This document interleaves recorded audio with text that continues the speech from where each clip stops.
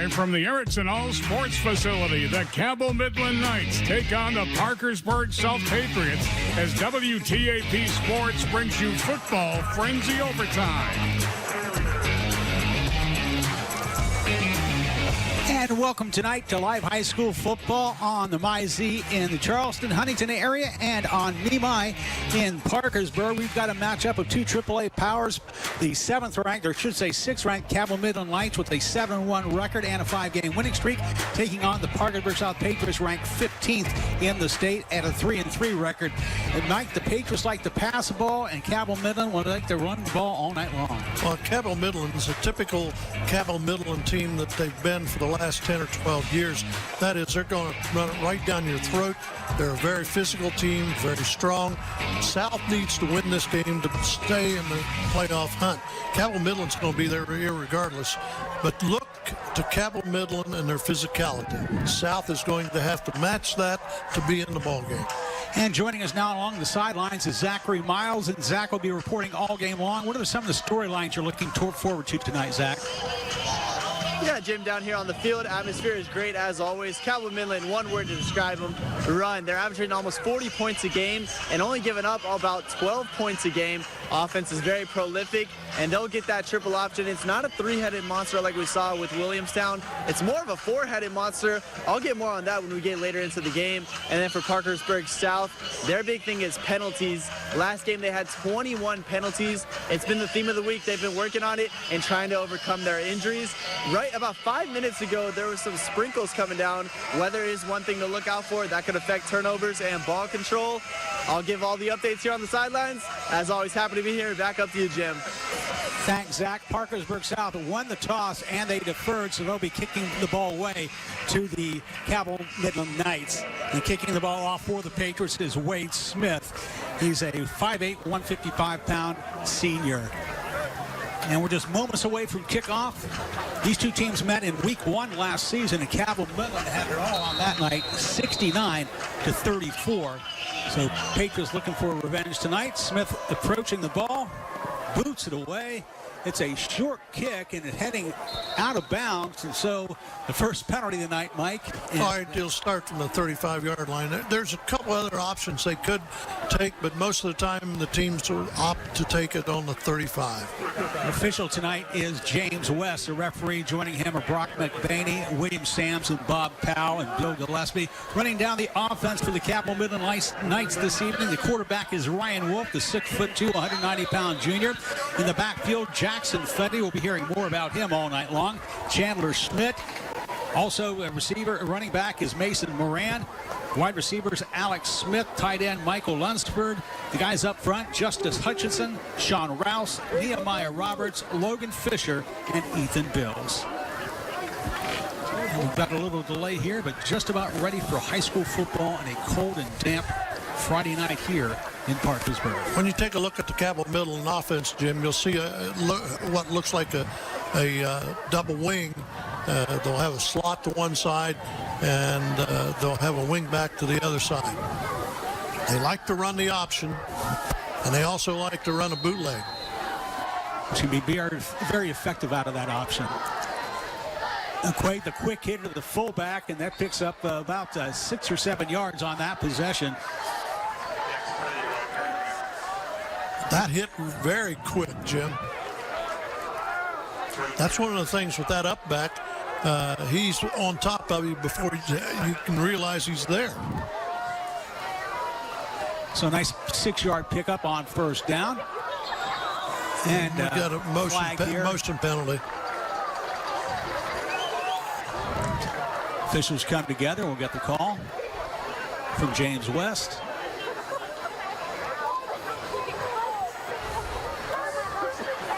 Offside. Offside against defense. And Zach mentioned they had 21 penalties last week, and they're already starting off on the first play or the second play from scrimmage with a penalty. Let's run down the Patriots defense. The guys up front, Dalton Vion, Demetrius Gearhart, Logan Knight. The linebackers, Braden Whitke, Turner Garrettson, Aiden Cook, Gage Wright. The defensive backs, Cyrus Straw, And we'll get more on that as we've got a breakaway run down the far sideline. Hard to bring this guy down. That was Jackson Fetty, the 6'2", 210-pound senior. And Fetty is he can be a game breaker, Mike. Yeah, he sure can. I think he's the leading ground gainer for them, isn't he? He has rushed for over 1,000 yards in just 8 games this season. So he's going to be a force to be reckoned with tonight. One of that triumvirate of great runners that they have on this Cabell Midland team. 1st and 10 from the 28. Man, another encroachment penalty on South.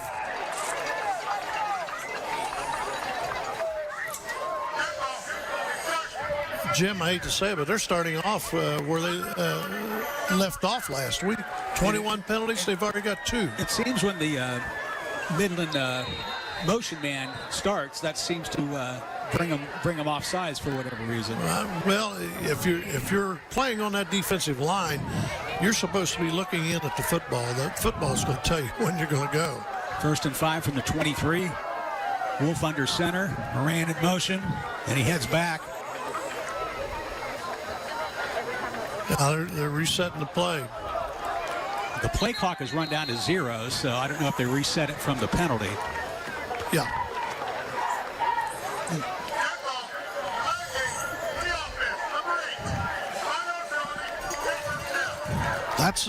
That's a penalty, believe it or not, that drives coaches crazy, especially offensive coaches. So back it up, move forward 5 yards, move back 5 yards, and we'll try it again, 1st and 10. Wolf has Moran in motion once again. It's a quick hitter, Fetty, and he'll pick up a few yards before being brought down by the interior part of the Patriots defensive line. He picked up 4 or 5 on that, Jim. Cabell Midland is coached by Luke Salmon, 11th year. He has a record of 108 wins and 30 losses, the winningest coach in Cabell Midland history. He's a Ravenswood grad and a Marshall grad. Now it's a handoff to Chandler Schmidt, and the senior picks up a couple before he gets brought down. That was one version of your cross buck on that, when you fake to the fullback going on one side of the line and then hand off to the tailback or halfback, whatever they're going to call him, going the other direction. Defensively, Mike, what are the keys for them to react to this triple option offense? Take a look at the offensive lineman in front of them. They'll tell you exactly where the play's going to go. And another penalty. Expound on that. What do you mean? All right, in other words, if you are, especially a linebacker, if you're taking a look at what you see in front of you, if the offensive line fires out, you know it's a running play. If they set up, it's going to be a pass play. And most teams in this day and age use what is called a reach block. In other words, they reach to the side that they're going to be running to. And that'll give you a key also. So yet another penalty here, and that is motion, or I should say encroachment, or not encroachment, but legal procedure backing him up 5 yards, so 3rd down. Once again, Fetty gets a handoff. He's breaking a couple tackles down to about the 16-yard line. Be a first and that down. could be down for enough for the first down. That'll move the chains. And they are inside the red zone for the first time tonight. Jim, he's got quick feet. He's 210 pounds, 6'2", and he hits that line of scrimmage really quick. Offensive linemen love that out of a back because they don't have to sustain blocks. Midland out of the huddle, up to the line.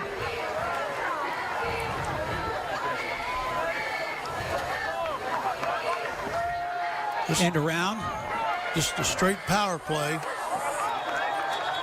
And that's down to about the 10-yard line.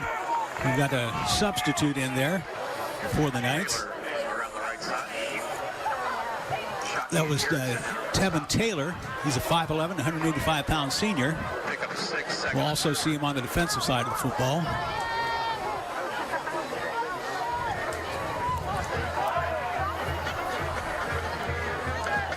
Wolf under center. And cross handoff, and he gets it to Chandler Schmidt. Schmidt gets around the corner all the way for the touchdown. It'll be 10 yards for the touchdown, and the Cabell Midland Knights are on the board. Jim, that was an example of that crossbuck you talked about that they've run for years.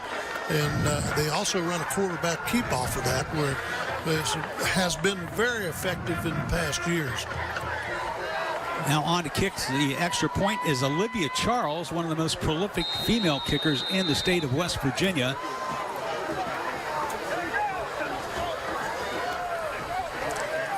Kick is up, and the kick is good.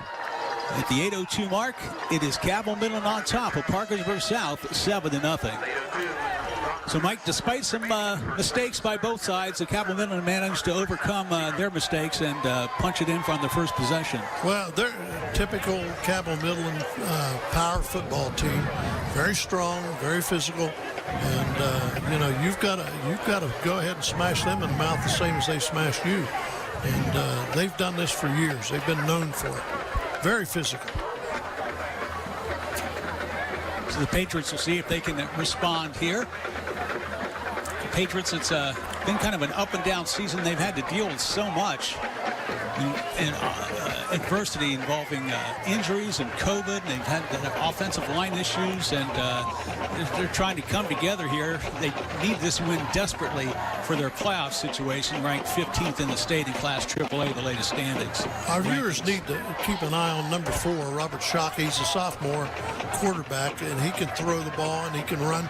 And then Cyrus Trawl at number 1. He is Mr. Everything, Jim. Cyrus Trawl is back for the kickoff, along with Aiden Cook to receive it for the Patriots. And Cook will pull it in about the 22-yard line, looking for running room, cross the 30, but we've got thrown down about the 32-yard line. And that's where the Patriots will start their first offensive possession. We'll run down the offense for the Patriots. The quarterback is Robert Shockey, 6 foot, 185-pound sophomore. In the backfield is Aiden Cook. The wide receiver, Cyrus Trawl, Tristan Walker, Gage Wright, and Tyson Mays. The guys up front, Demetrius Gearhart, Dalton Vion, Stoney Ayers, Logan Knight, and Maddox Rader. Jim, you're going to see out of Cabell Midland a 3-5-3 defense. Very effective. The stack defense. Nice run by Traw. Reception and run. He'll pick up 4 or 5 yards. Let's run down Cabell Midland's defensive unit tonight. As they're out on the field, it's Logan Fisher up front, Nemo Roberts along with Justice Hutchison, and the linebackers Tevin Taylor, Chandler Smith, Cannon Lewis, and Will Haas. In the backfield, it's Jackson Fetty, Dominic Schmidt, Alex Smith, and Mason Moran. From the shotgun, Shockey with the handoff to Cook, and not much running room there as they get thrown down by 2 members. The front line there for Cabell Midland. And let's go to Zach along the sidelines. Zach. Thanks, Jim. Down here on the sidelines, obviously it's the first go-around for the Patriot offense here. I talked to Robert Shockey earlier this week.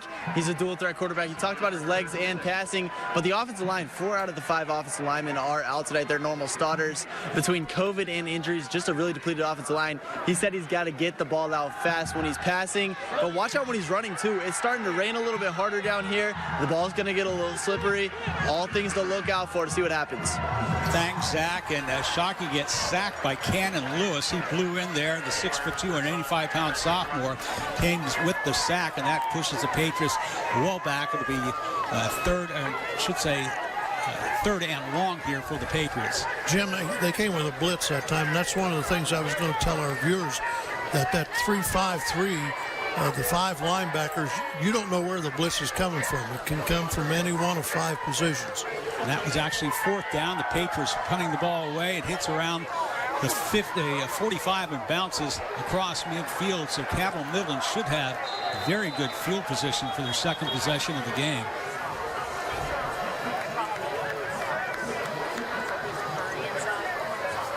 Knights come in with a 5-game winning streak. Team is really a scoring threat, averaging close to 37 points a game in offense. Jim, that offensive line for Cabell Midland, let me read these heights. This is unbelievable. Their 5 interior linemen offensively are 6'4", 6'5", 6'1", 6'3", 6'2". That's a high school basketball team starting 5. We've got a personal foul on that kickoff, the punt return, a personal foul on Cabell Midland, so that'll back up 15 yards.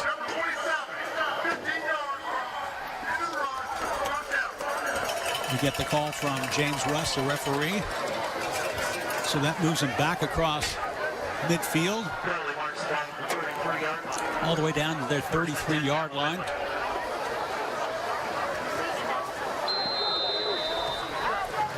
Mike, with this offense, it softens up the secondary of the defense. They have to play in, and then they get hit with a long pass. And speaking of long runs, there we go. That is Mason Moran, the team's third leading runner, shooting out there across midfield from the 33-yard line down to the 20-yard line. So that's a 43-yard pickup by Moran. There's a hole there you could drive a truck through, as the expression goes. And look who ran him down. You're not going to run away from Trowell. Big pickup there. Trawl, I should say. So 1st and 10 from the 21.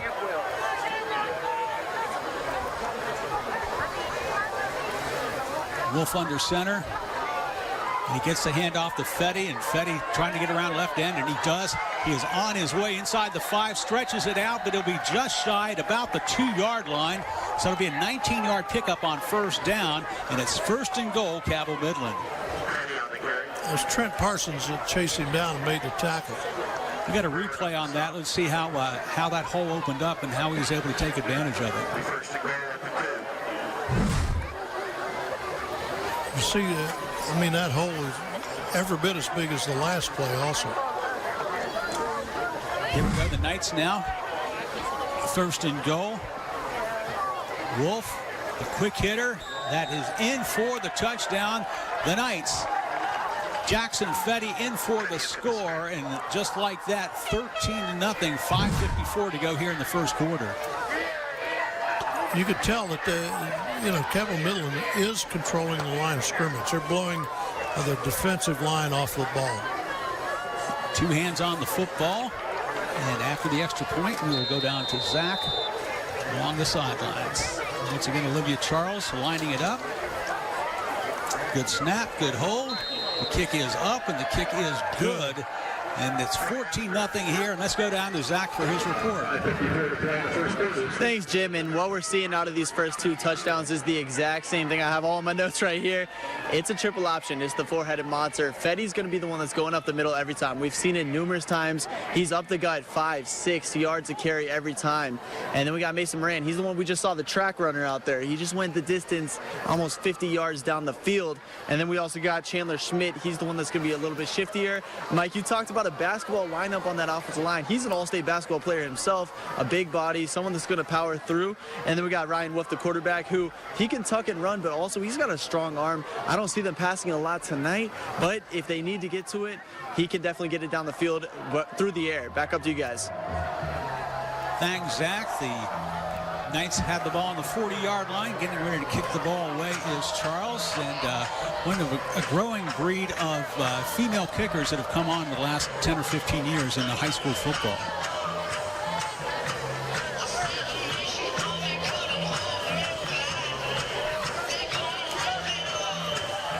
South's not lined up real deep, so they don't expect this kick to be very deep. It's a pop-up. Hits at about the 32, and the Patriots are on it at about the 30-yard line. It's a good thing he jumped on it, and because that ball was headed for Cabell Midland. Yeah, just the same as an onside kick. Yeah, and that was Aiden Cook. He had the wherewithal to jump on it immediately, because that kickoff is a free ball. Anybody can jump on it. Mike, you're down 2 quick scores. As a coach, what do you tell your guys, your offense, as they come on the field? Well, you've entered this game with a game plan, so you got to stick with it. And the snap, the ball is on the ground. Cabell Midland may be on it. We'll see. No, the official says 2nd down. And that's an offensive lineman picked that one up for the Patriots. That was Dalton Ayers. So that could have been disastrous, Mike. Boy, thank goodness that he was alert enough to jump on it. As it is, it's a big loss.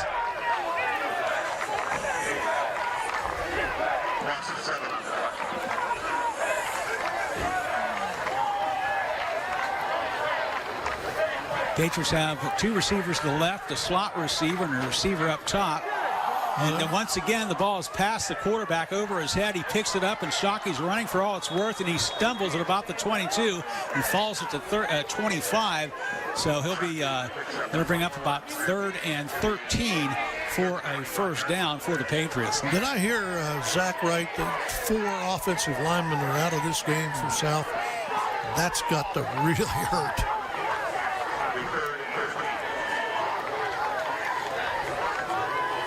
Shockey has Aiden Cook back of him. Good snap this time. Shockey getting pressured. We've got a flag on the play. Shockey hits Aiden Cook, or tries to hit Aiden Cook out in the flat. It's incomplete. The penalty flag in the area of holding, we'll have to see from the official. Of course, since that was 3rd down, they would probably decline it. It was holding against the Patriots. That should be declined. Cabell Midland's going to wind up with real good field position this time.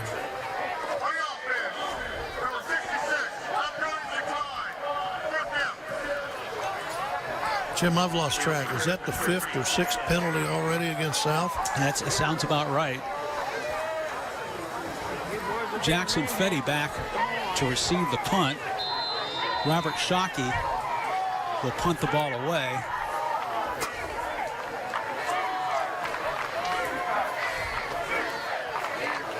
High snap, but Shockey pulls it down, takes a running run at the punt. He gets it away, and it's a fair catch called at the 41-yard line of Cabell Midland. And another 3 and out has Midland set up rather nicely here at the 4:21 mark. Zach, along the sidelines, what do you have for us? Yeah, Jim, like you said, 4 offensive linemen out on that starting lineup, and one of those is the center. We got Demetrius Gearhart in at center right now. I was on that fumbled snap right there, and the snap was down and to the right. Nothing Shockey could do there. He just got on it. And like I said, the weather conditions are playing a factor right now. You saw Shockey get tripped up on the turf right there. It is really, really wet down in this field. Guys getting tripped up. And right now, Cabell Midland is just taking advantage of these mistakes that the Patriots making. I mentioned it earlier in the broadcast during pregame. 21 penalties in the last game for PSHS, and that was for 160 yards. We've already seen multiple penalties so far against them right now. Just not the start that the Patriots are looking for. The sideline is very dejected. Got to get some momentum if they want to get back in this game. Chandler Scott on first down, busts loose around the far sideline for a 29-yard gain. And it'll be 1st and 10 for Cabell Midland. Let's see, there might have been a play. Another penalty against Parkersburg South, a chop.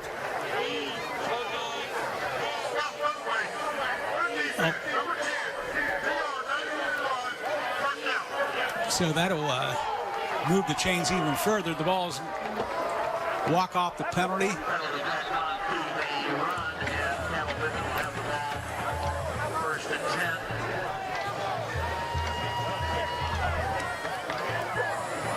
And they place the ball down at about the 22-yard line. And then they walk it off. Okay.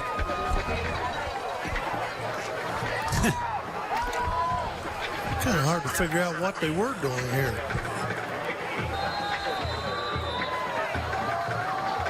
So they sorted it out 1st and 10 at the 17-yard line.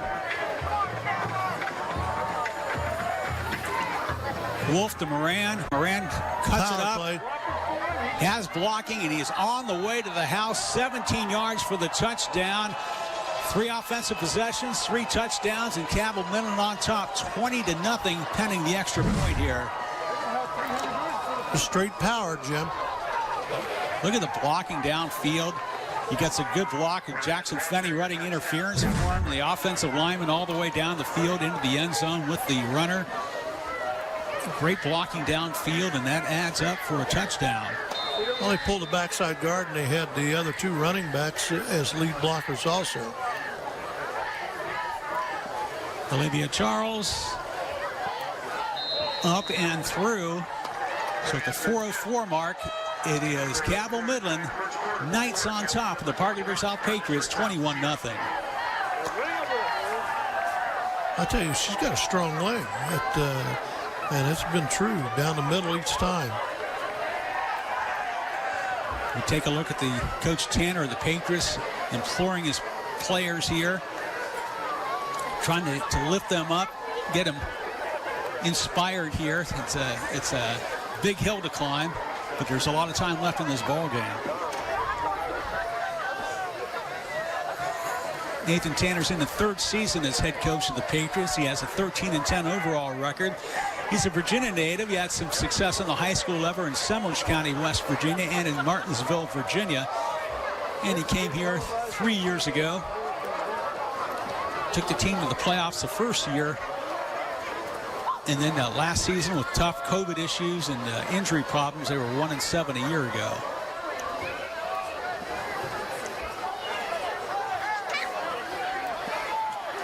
You know, I'd like to see South come out and use a short passing game. That may be a way for them to get back in this thing. Charles kicks it at about the 25-yard line. That's Cook looking for running room, and he spins forward across the 35 before getting pushed back. But it'll say 1st and 10 from the 36-yard line for the Patriots. You're watching Football Frenzy Overtime, a live presentation of high school football. Parkersburg South hosting Cabell Midland. The game's live on WTAP and on MyZ down in the Huntington-Charleston area. And we'll have a replay tonight on WOVA Fox Parkersburg at 11:30. Okay, Shockey now from the shotgun. Good snap there. He's rolling to his right. And he flips a pass there into the flat. That is dropped by his intended receiver, Tristan Walker, 6'3", 165-pound sophomore. 2nd and 10. Patriots averaging about 397 yards in total offense this season. Most of it comes through the air, 220 yards passing and 175 yards rushing. Backwards pass and is pulled in by the Patriots, and he'll get across the 40-yard line. Nice job of running by number 2 for South. And that's Carter Agnew, a senior. Yep, he did a nice job. Comes off the bench and gets the job done. Patriots trying to pick up the first down here. Gets some positive momentum. A little flip to Cyrus Traw, and Traw cuts it up the middle. Traw breaking tackle, stiff arm. He is on his way. Nobody's going to run down Cyrus Traw. He is on his way 60 yards for the touchdown, and that's just the lift that the Patriots need as they get on the board here at the 3:15 mark of the first quarter. Nice. Let's check out the replay, Mike. Look at the cutback. He has great vision in the field, and nice stiff arm there. And once he gets out in the open, you're not going to catch him. He has speed to burn. Fetty trying to run him down, but there's no way. Cyrus Traw, one of the fastest young men here in West Virginia. Absolutely. Also runs track and plays basketball as well. A multi-talented, multifaceted young athlete. That was a good call. That was an end around, actually. You know, and like I said, when they went into this offensive set, Jim, they just might as well count on the rest of the time, you know, throwing the ball. Wade Smith on to kick the extra point. It's a line drive, and it's good. It's 21-7. We'll be back with more of Football Frenzy Overtime after this.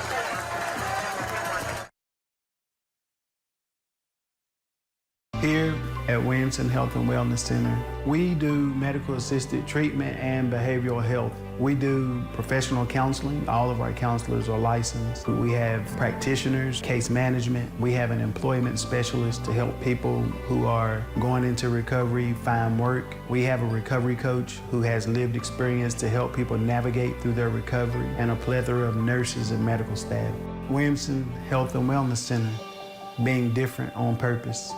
Are you dreaming of fall camping? Blue skies, starry nights, warm campfires? Well, now is the time, and Setser's World of Camping is the play. The inventory is rolling in, and we've got it priced right. Hideout, Springdale, Salem, Passport, Arpod, Hemisphere, Amerilite, and more. Travel trailers, toy haulers, fifth wheels, big and small, new and used. The best brands and prices in the Tri-State. Don't miss another weekend with your family. Come to Setser's World of Camping now, because the price is going to go up, and the kids are going to grow up. At Setzer's World.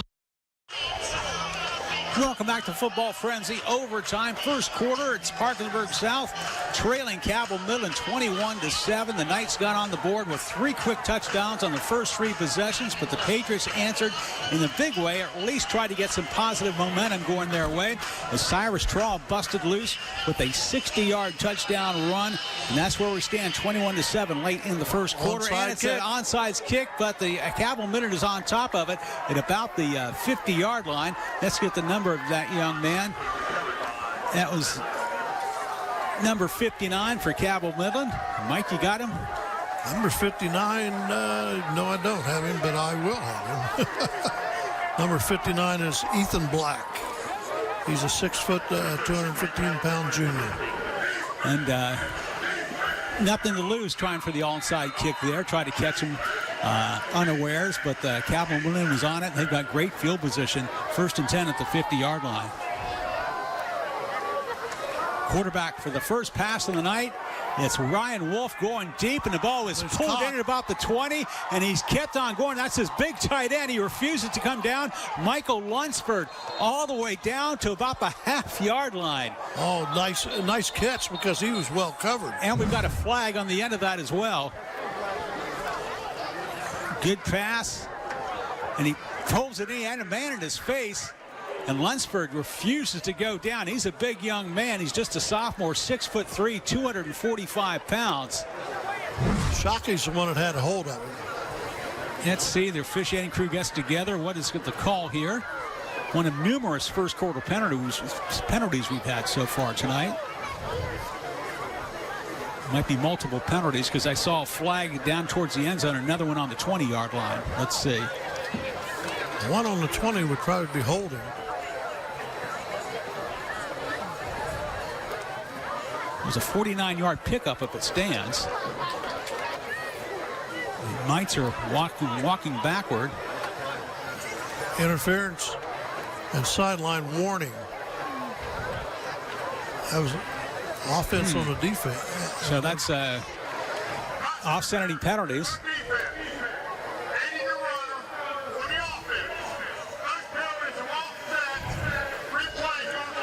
I was getting ready to say, you know, with the sideline warning, that wouldn't be offsetting penalties. The signal he gave was for a sideline warning. We'll try it again here, 1st and 10. So evidently, you know, aiding the runner and a sideline warning is about the same signal, or that's what appeared to me. But that shows you how the running offense can really set up that quarterback. This time it's go back to the run game, and it's Jackson Fetty pulling ahead for maybe 2 yards there on 1st down. Probably the shortest running of the game for the Knights here so far. That was a good charge up front by the defense. And, excuse me. South has been pushed around pretty much by the offensive line at Cabell Midland, but they weren't there. They need to get a stop, Jim. If they get a stop, then that gives their offense a chance to get closer. Wolf going to pass the bootleg. He's looking. He's going to go deep over the middle, and it's caught. Is wide open. That Mason Moran is 6 foot, 180-pound junior, and he pulls it in. He's a senior, that is. Pulls it in down to about the 24-yard line. A big pickup on 1st down of 24 yards. A 2nd down, a pickup of 24 yards. And the Knights are knocking on the door once again, just outside of the red zone. And that was the bootleg pass. And you know, you've heard me down through the years talk about the bootleg is one of the hardest passes to cover. Because Moran came out of the backfield to receive that pass.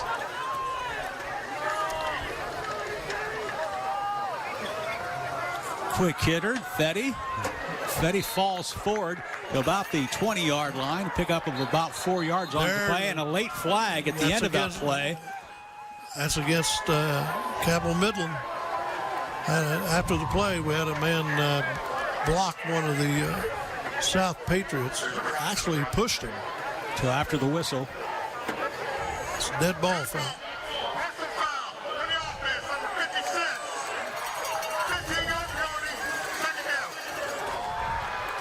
That's a loss of down on that play as well. 15 yards and a loss of down. It was a dead ball foul is what it was. And so it's not really a loss of down. It's just that being a dead ball foul, it automatically goes to the next play.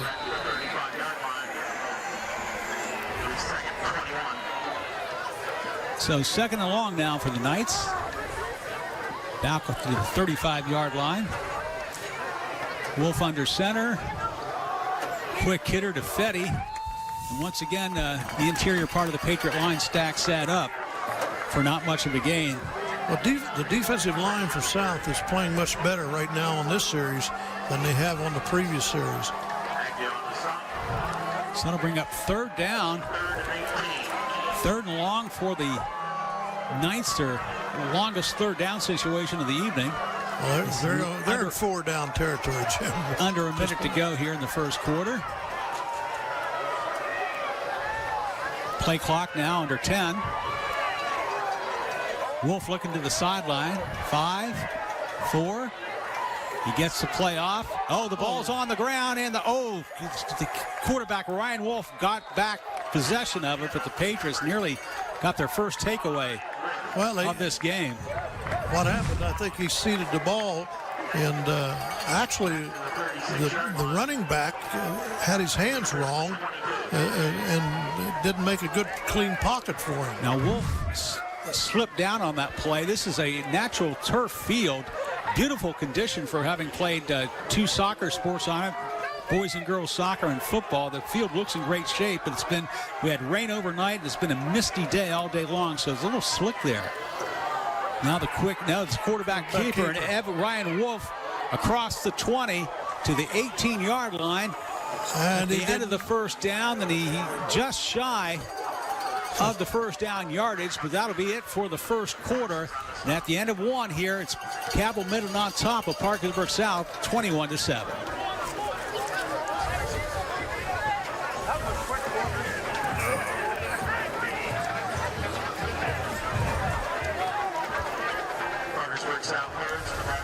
That's a good stand there.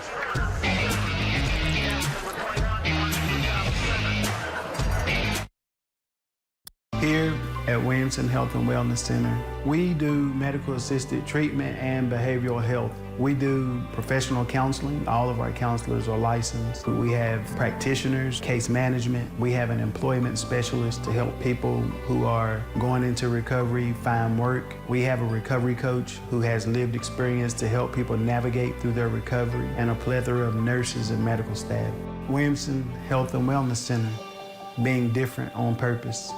Are you dreaming of fall camping? Blue skies, starry nights, warm campfires? Well, now is the time, and Setzer Trail of Camping is the play. The inventory is rolling in, and we've got it priced right. Hideout, Springdale, Salem, Passport, Arpod, Hemisphere, Amerilight, and more. Travel trailers, toy haulers, fifth wheels, big and small, new and used. The best brands and prices in the Tri-State. Don't miss another weekend with your family. Come to Setzer Trail of Camping now, because the price is going to go up, and the kids are going to grow up. At Setzer's World of Camping. We are Hometown Sportswear. But did you know we do custom screen printing and embroidery for all types of organizations? We can create t-shirts and other apparel for your church, school, business, and club. We also print youth sports teams fan gear apparel at HometownSportswear.com for all your custom wear needs. Hometown Sportswear, t-shirts. It's what we do, and other stuff too.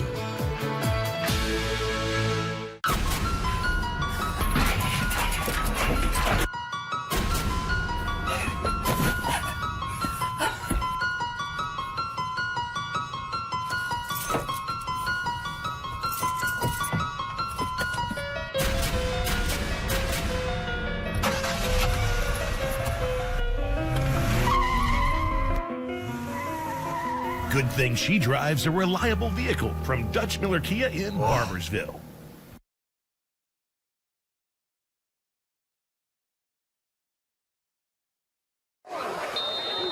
Welcome back to Football Frenzy Overtime. Just getting ready to start the second quarter of this showdown game between Cabell Midland and Parkersburg South. The Patriots got the ball on down, so 1st and 10 from the 17-yard line. And a nice pickup on first down for the Patriots on that play by the junior running back Aiden Cook.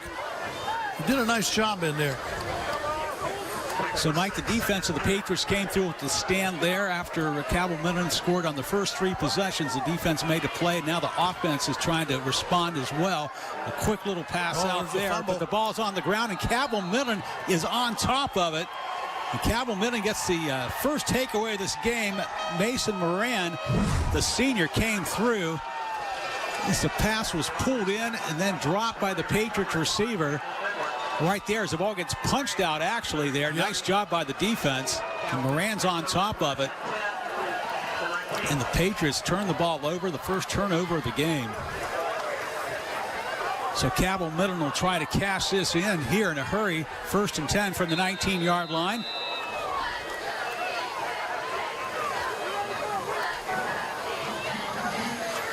Wolf calling his own number across the 30. Across the 20, Wolf Touchdown. On his way, 19 yards for the score, and Cabell Midland extends that lead, cashing in the turnover with a 19-yard touchdown. A great run by Ryan Wolf, the 6'2", 190-pound junior. They extend the lead to 27-7. Let's go down to along the sideline with Zach. Yeah, Jim, that touchdown right there led me right into my first point I was going to talk about. Ryan Wolf's the X factor going into the second quarter and the rest of the game for Cabell Midland. He's a guy that can throw. We've seen twice, maybe 3 times him get back in the pocket. I talked about it in pregame. They're going to run the ball a lot, but he also has a strong arm. He can get the ball down the field. He's about 6'2", and that's how they get these teams on their toes. They wear him down with the run, and then all of a sudden, they'll throw a 30, 40-yard pass down the field and surprise these teams. Now, for Parkersburg South, they've got to get Cyrus Traw involved. As you see that 2-point conversion right there, that looks like it was no good. Or it was actually good. They got the completed pass on the 2-point conversion there to make it 29-7. But for Parkersburg South, Jim, they've got to get Cyrus Traw involved. You saw it on the big touchdown run there by Cyrus Traw. He got it all the way down the field. He can cut back. He's getting attention from colleges. His favorite college so far has been Marshall. He's impressed a lot with their weight room.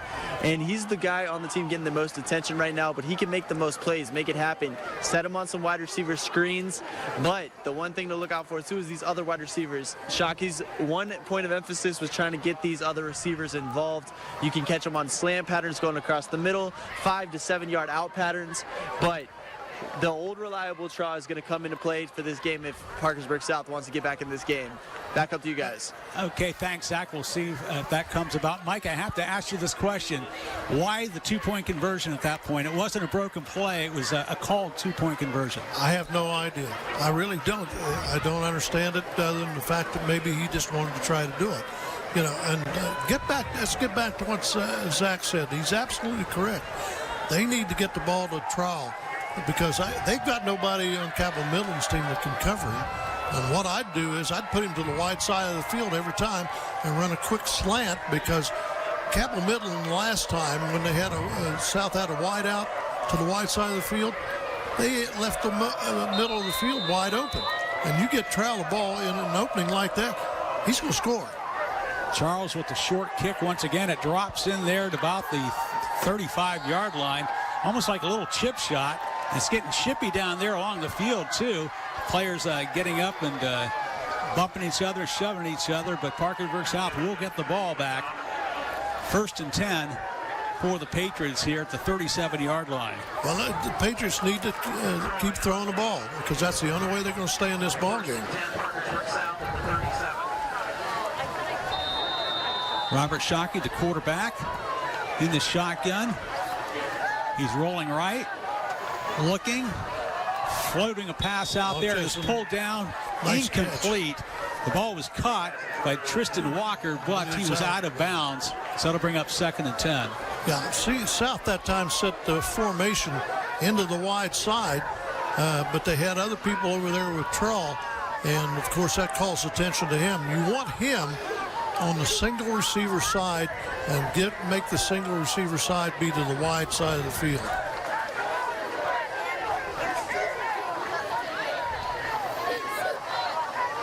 Patriots now from the shotgun.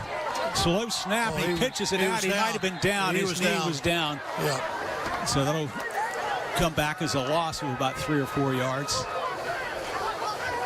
As I said, we've got a new center in this game because of injuries along the offensive line, and it's shown up on a few occasions here tonight.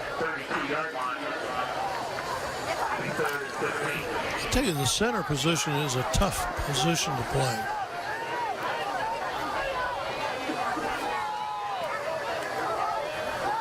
Low snap. Shockey going over the middle, looking for Trawl. We had two receivers in the same area, and Trawl does pull it in. Oh, man. It looked like one receiver got his hands up there and over his hands and into Trawl, and he picks up the first down. Look at that, Mike. No, he did. He tipped it right into him. We'll take it any way we can get it, right? That was a 33-yard pickup on that pass play. Nice job to get the first down. The Patriots now on the opponent's side of the field for the second time this game, trying to cash it in for a touchdown. You got Trowell in the slot to the right, which is the wide side of the field, but they also move a safety over there. Shockey throws out. He hits Trawl in the flat at about the 38-yard line. Trawl breaking tackles across the 30 to the 28-yard line. 1st and 10, Parkersburg South. They're doing exactly what they need to do. Get it to Trawl.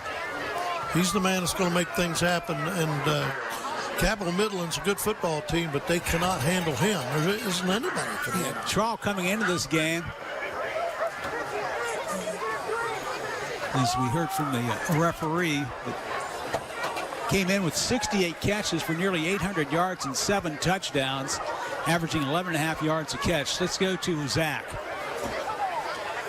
Jim, Mike, you guys are talking about out there. Cyrus Traw is the X factor. That play right there, it's a play that him and Chalky have worked on in practice all week long. I talked about it in my last hit. It's that 5 to 7 yard out pattern. They like to run all the receivers across the other side of the field in slant patterns.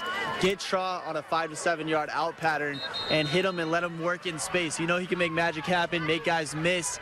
They just want to give him room to run. Obviously that tip pass was a great play by Cyrus, but watch them try to flood the field one way and sneak Cyrus out the other way. I'll head up to back up to you guys, back in the action. Thanks, Zach. Ready for a play to return here. We've got trips receivers up to the top.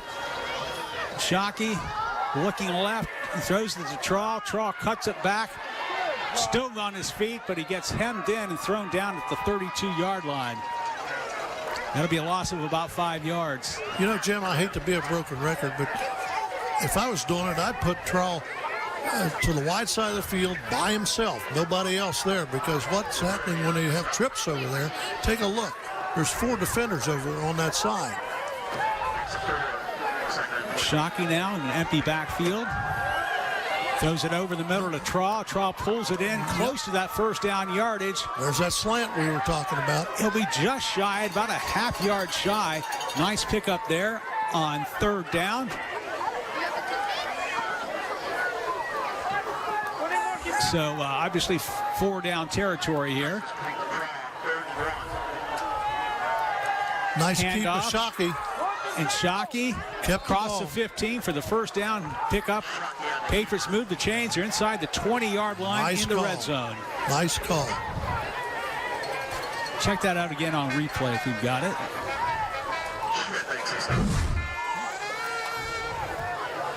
It's what they call a counter tray, and he executed it well. Now on 1st down, pass over the middle to Traw, incomplete. That'll bring up 2nd and 10.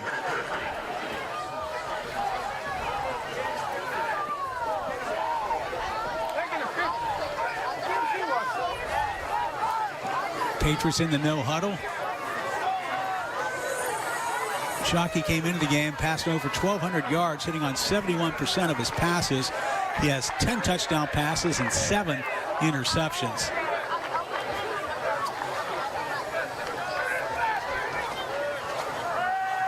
Low snap. He pitches it to the man coming around the end. Not much there, though. Who gets pulled down at the 15-yard line. No gain.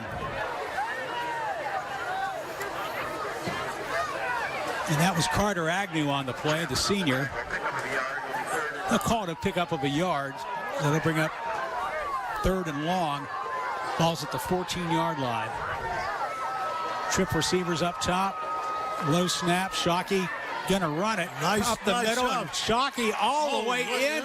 Let's see if they give it to him. Yes, they do.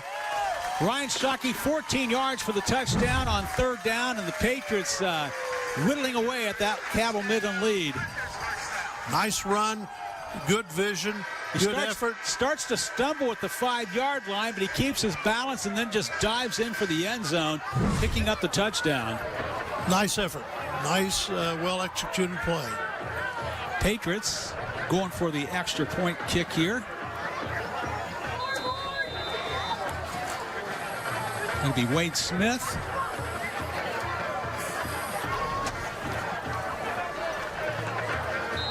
And the kick is good. At the 8:05 mark, it's 35-14. Cabell Midland on top of Parkersburg South. And Mike, a little bit of momentum shift there, possibly. The Patriots answer a touchdown drive, the touchdown drive of their own. Well, you know what? You got to hand it to the Patriots because, you know, they could have been a team that would have given up right off the bat in the first quarter, but they haven't. And they're doing the things.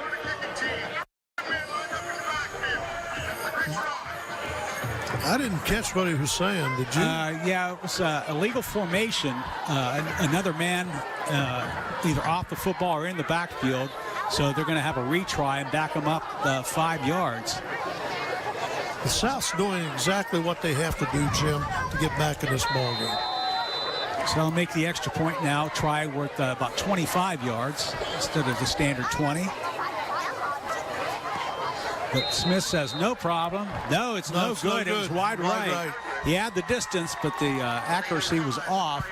So at the 8:05 mark, Cabell Midland 29, Parkersburg South 13.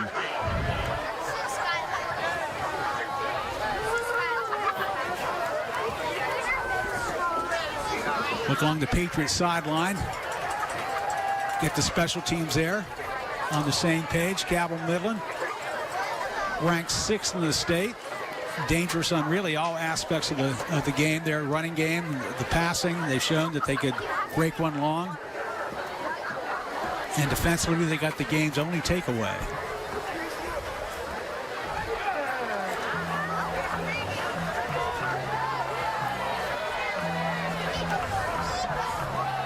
Kicking and receiving teams back out on the field.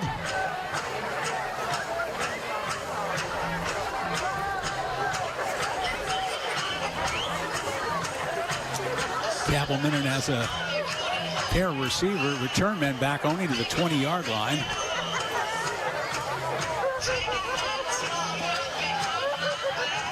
They're moving Smith all the way up.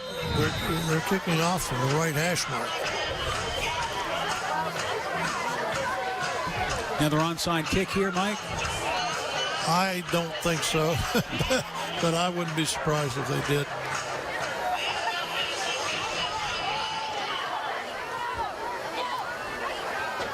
Yep, Yes, it is. Jim, you're right. There it's it a nice is. high kick. There The ball's is. still on the ground, and the Patriot might have it. I think at the 40-yard line. Yes, they do have it.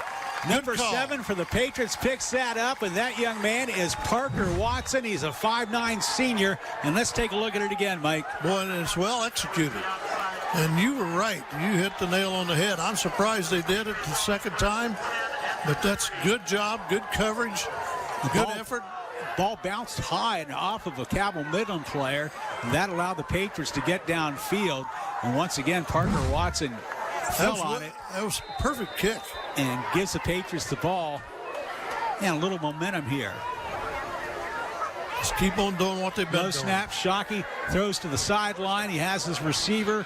I believe that was Aiden Cook who pulls it in. And 2-yard pickup. Yep. Short gainer there. Under 8 minutes to go here in the first half. The Football Frenzy Overtime, a live presentation on the Valley's Me-My and on My-Z in the Huntington-Charleston area. Shockey rolling, looking, throwing, has Traw, hits Traw at the 10, and he dances out of bounds. First and goal, first and 10, I should say, for the Patriots, just outside the 10-yard line. When we run this back, you take a look at, he was way behind everybody, you know. Yep, he has to wait for the ball. Yes. He pulls it in, and the defender drags him out of bounds. Shockey handing off the Traw. Traw cuts it back, cutting up the middle. Traw knocked down at about the 4-yard line, picked up all he could for 6 yards on that one. Great vision that time by Trawl. In other words, he saw the cut back and he made it. And that's a tough cut to make, especially when you're on a field that's a little bit wet. Patriots can still pick up the first down. Shockey hands it off to Cook. Cook doesn't have much running room. He gets knocked back. For about a 3-yard loss. So that will bring up third.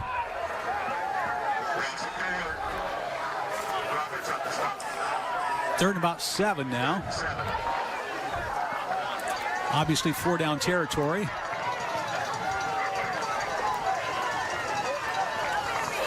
Shockey has Trawl in motion.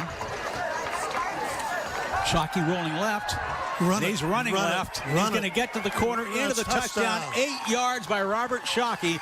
And Parkersburg South cuts into that lead. Right now it's 29 to 20, or to 19, that is. Nice effort that time by Shockey. Gets in there. Good calling. He saw the opening. He made the most of it. And it looks like they're going to go for the 2-point conversion here. Officials are calling time for something. I don't know what.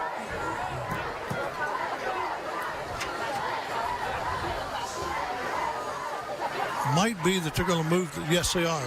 That's what it is. South is moving to the left hash mark. So they can request to have the ball moved to which yes. Yeah, on hash mark they want. Yep. On extra points, you have that choice. Okay, interesting formation here. And it's a pitch and a quick hitter throw into the end zone, and they get the 2-point conversion. That was Agnew once again making the play. The Patriots cut the lead now to a 1-possession score, 29 to 21. Zach, what do you have for us? Yeah, I'm down here in the student section. It's a pink out tonight. It's for breast cancer awareness, and it's the loudest the fans have been. 2 straight touchdowns, an onside recovery conversion. They are excited behind me. They have life. It's the first time all game that they've had this momentum. These fans have showed up tonight. How are we doing tonight, guys? They're excited to be here. Back up to you guys. Okay. A sea of pink down there on the Patriots sidelines for a great cause.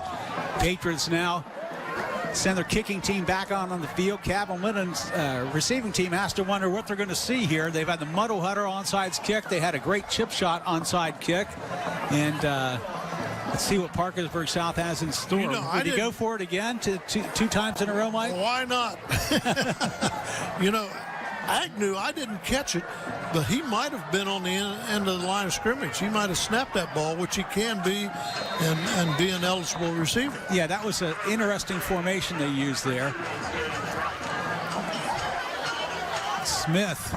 There it is. Onside kick again. This time Cabell Midland will be on top of it. The up man pulls it in, pulls it down, and Cabell Midland now will get possession of the ball here, trying to extend their lead with 6:27 to go here in the first half. I tell you, South has done a good job here lately, Jim.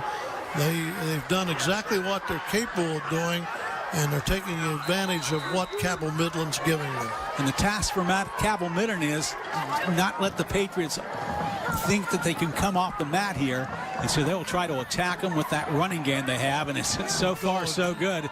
It's been pretty much unstoppable most of this game as they pick up the first down with a pickup of about 13 yards on first down. And we got a late flag at the end.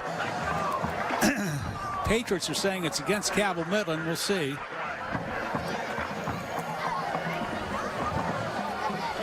And we'll wait the call from referee James West.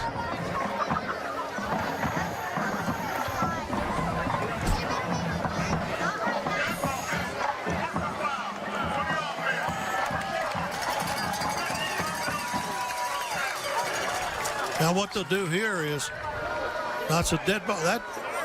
The chains should stay where they are, unless I am misconstruing the rules, because that's a dead ball foul.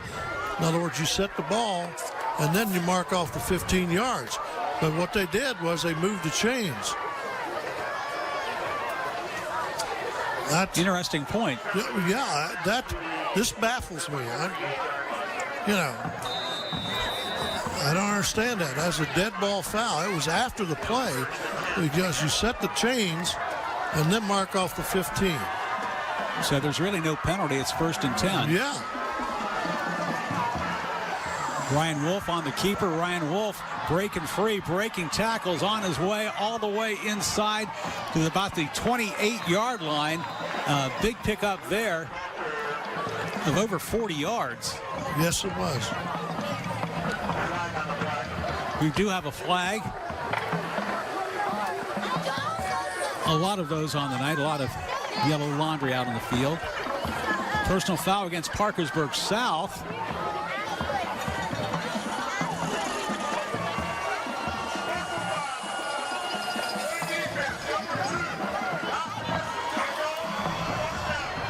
You know, Jim, there's something that I still do not like in high school football. I do not like the officials pointing out who committed the foul, and they don't need to be pointing that out, in my opinion. So the chains are moved. Midland's in the red zone, trying to answer the Patriots' 2 scores with one of their own. They had some movement along the defensive line. I believe it'll be another offside penalty for Parkersburg South. The left side of the Patriot defensive line, I think, came across.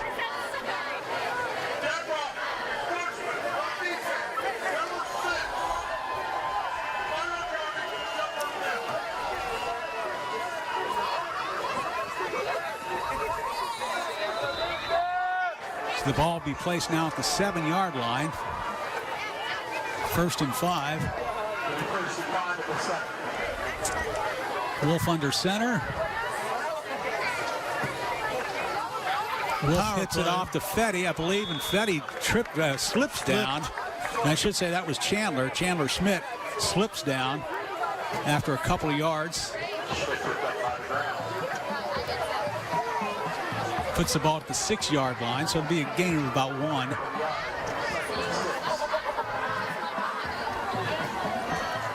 Coming up on the 5-minute mark here in the first half.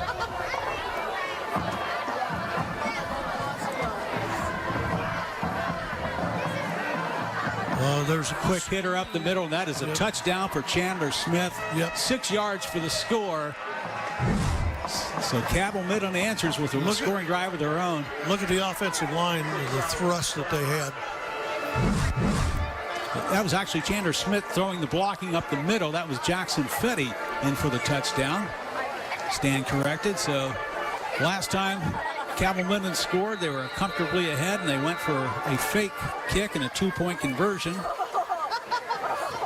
And let's see if Olivia Charles will be charged with kicking the extra point. Snap is down. The kick is away. It's good. And the kick is good. The 4:52 mark. It is Cabell Midland on top, 36-21. We'll be back with more of this broadcast.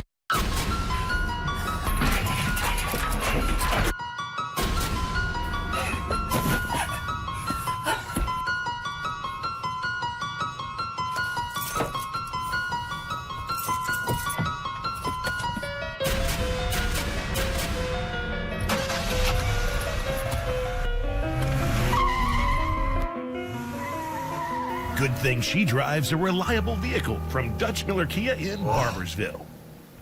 We are Hometown Sportswear. But did you know we do custom screen printing and embroidery for all types of organizations? We can create t-shirts and other apparel for your church, school, business, and club. We also print youth sports teams fan gear apparel at HometownSportswear.com for all your custom wear needs. Hometown Sportswear, t-shirts. It's what we do, and other stuff too.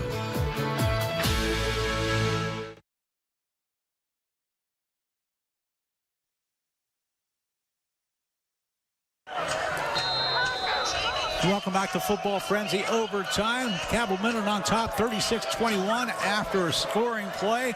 They boot the ball away to the Patriots. He is pulled in at about the 19-yard by Silas Traw, and Traw trips down after about a 5-yard pickup. And let's go to Zach with his observations along the sideline. Zach. Right before we went to break, you saw that extra point by Olivia Charles. She's a 5'6" junior. She also set the record for the most points by a female in West Virginia State history. She's continued to put women in the game. I talked to her briefly before the game. She said she just wants more girls to get out and play football. It's always good to see her do well on the field. She had the kickoff right there. Continue to see her kick those extra points tonight and maybe get a field goal or two. Back up to you guys. Thanks, Zach. 1st and 10 for the Patriots. Shockey calling his own number. He scored a touchdown the last time he ran the ball. And now he pushes it across the 40 to the 42-yard line. That'll be a pickup of 15 yards on 1st down and moving the chains. Nice run. Shockey's a versatile athlete, a good passer, and as we've seen this game already, he's got some speed, the quickness. Now the quick hurry-up offense. Shockey throws it, and it is picked off, intercepted by Cabell Midland. That ball is pulled in by Tevin Taylor, a 5'11", 185-pound senior. And let's look at the replay. He just breaks on the football, skies high, and pulls it in. Nice touch there. It looked like the ball might have hit the ground there as we looked at that. But nevertheless, that is an interception. The second takeaway of this ball game for the Cabell Midland Knights. Shockey that time did not square his shoulders, Jim, toward the target, and actually threw across his body. Let's see if they go for it all right here. A lot of times you'll see that after a takeaway. Wolf with the man in motion. He gives it to Moran. Moran cuts it up across the 40, across the 30. Moran along the 5 sidelines. He's got blocking in front of him. He's all the way for the touchdown. 43-yard touchdown run. Just like that, Cabell Midland picks up and cashes in that turnover. Mike, what do you see here? Good blocking out in front. Got plenty of people to escort him down the field. And then he's got great vision, makes a cut back right here, and then just turns it on and gets into the end zone. Breaks and tackles down at the end. Mason Moran. You see the number of people he had down there in front of him? It's unbelievable. He had quite an escort down there. And we'll see another extra point, adding to a record. Olivia Charles for the Knights.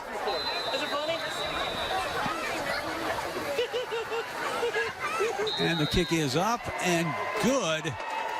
Up at the 4:15 mark, it is Cabell Midland on top, 43-21. I'd like to remind you at the halftime, we've got the A1 Heating and Cooling halftime show.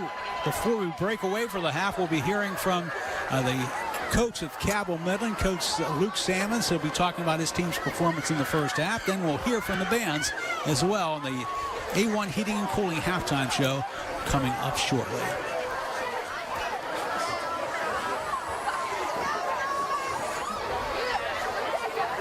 Well, Mike, both teams can put points on the board, so we kind of expected a high-scoring game. I don't know if we expected 64 points in the first half. And we've got 4 minutes left in the second period and the whole second half, so we're liable to wonder what the over and under is. If you like offense, stay tuned. You'll see a lot of it tonight. And I'll tell you, I'm sure Coach Salmons isn't pleased with the performance of his team. I don't think he expected them to give up this many points. Charles with the kick.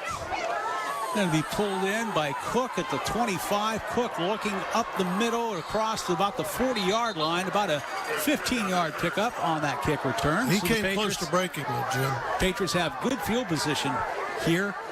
The final 4 minutes of this first half to see if they can get another score here on the board.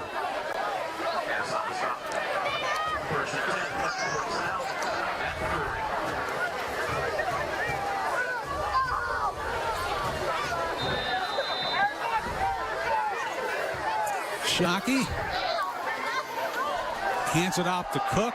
Cook, nice kickoff, return, and then a nice run. 9 following yards. up that. Close to first down yardage, just shy of the 50-yard line. Second and a short one.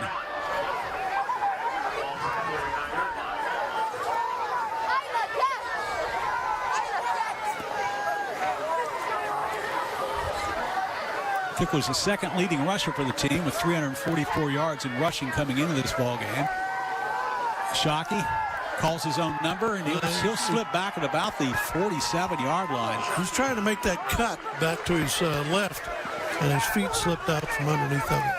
It's a misting night looking out there. It's cool. It's in the 50s. We had rain all day, or misting all day. We had a good soaking of rain last night, so it's a lot of damp playing field conditions for both teams. So Trawl on the end around, and Trawl will be cut short. I'll say about a yard and a half short on that play. So that'll bring up 4th down. And I'm sure they're going to go for it. No doubt. Down by 22 points here in the second quarter.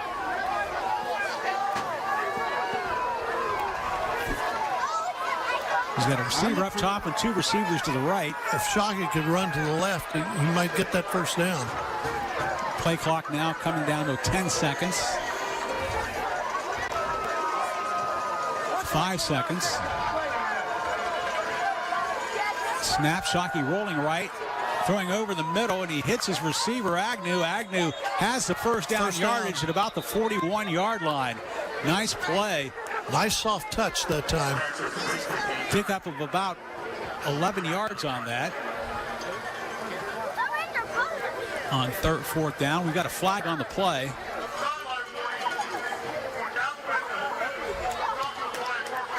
Another sideline warning issued. You don't see too many of those issued, but I think we've seen 2 of them, one for each side today. The Patriots in the no huddle. Shockey, quick pass out to Cook. We got a flag. A stoppage of play. I think might have had a timeout. Illegal procedure. Yeah, it's illegal procedure on the offense. Penalties continue to plague the Patriots. Last week, over 20, and this week, I would say they're probably at least at the halfway point of that carnage so far here in the first half.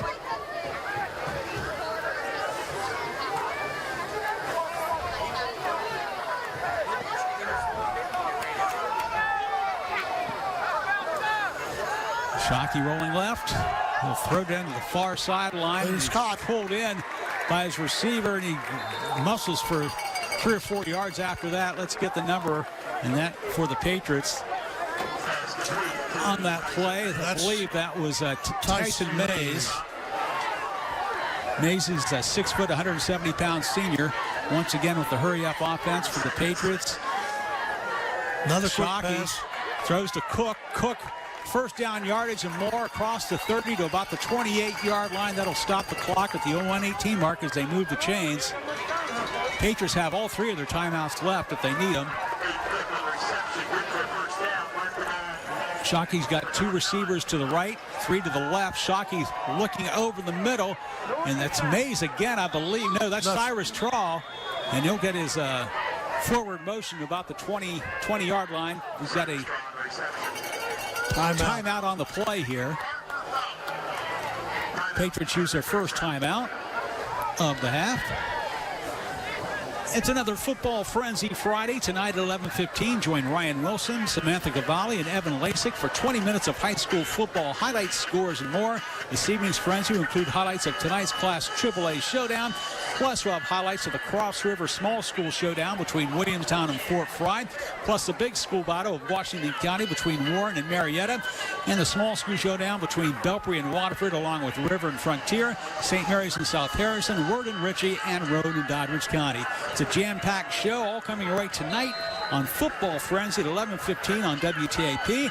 And for our viewers in Huntington, join Keith Morehouse and Jim Tracy for all your local team highlights in Ohio, West Virginia, and Kentucky on Football Friday night.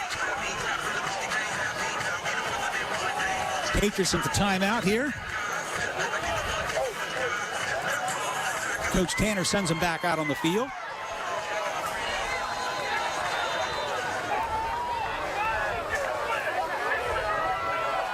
Trying to cut into that 43-21 point deficit. Shockey going for it all. into the end zone. It is too far for either player. Trowell was wide open. He evidently didn't see him. It was tipped by Alex Smith and over the head, so incomplete. That'll bring up 3rd down and 2. Clock is stopped with the incompletion with 59 seconds to go. Patriots still have 2 timeouts, Jim. So they can run the ball if they need to. Right now, choose to and pass. Right now, they need to get the 1st down.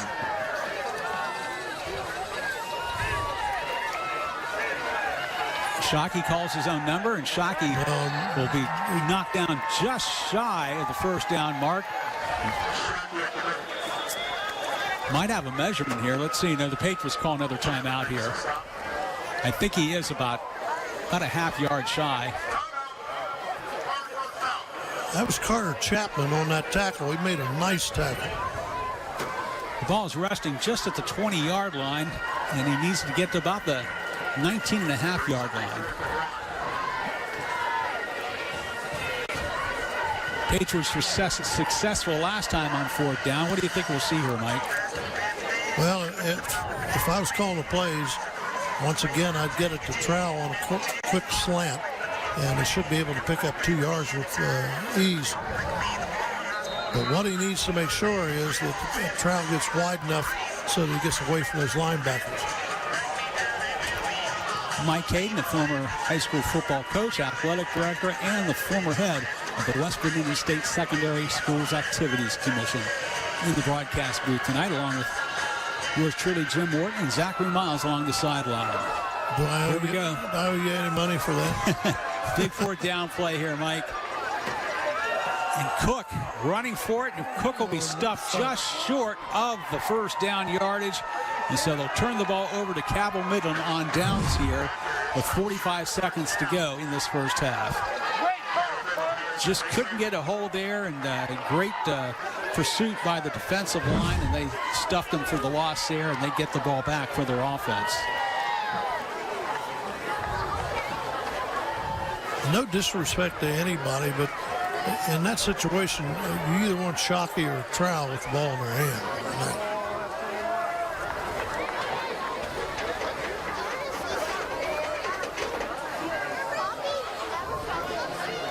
Ryan Wolf now waiting for the whistle. He got it.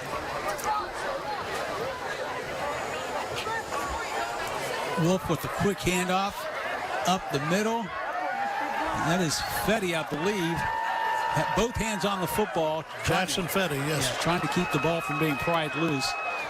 Patriots looking for their first takeaway of the night. Clock is running at 35 seconds and going. Midland's up to the line now. And we've got a whistle. Play is stopped.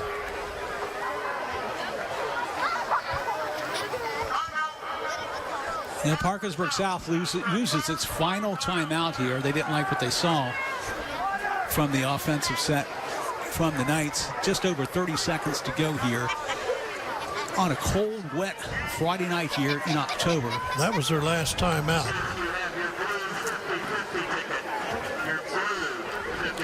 The Knights come in with a 5-game winning streak, a 7-1 record. Their only loss was by 4 to arch rival Huntington, who was number 1 at the time. I think it was 21-17. The Highlanders are ranked 2nd in the state now with a perfect record. Right. Good football team.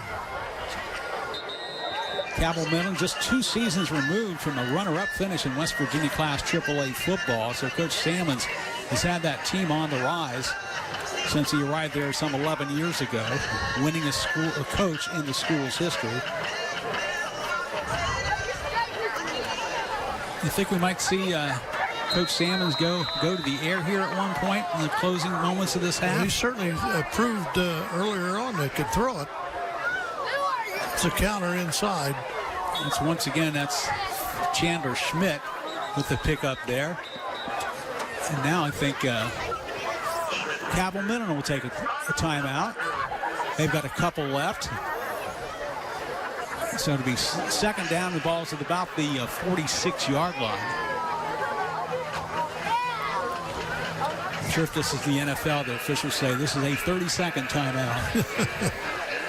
But in high school, it's a minute timeout. As we look at the Patriot cheerleaders all decked out in pink for cancer awareness.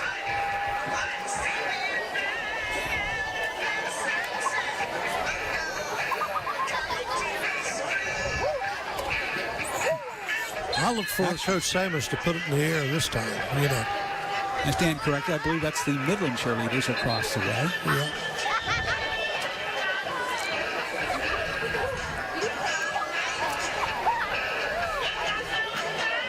Okay, let's see what Sammons has drawn up on his chalkboard here.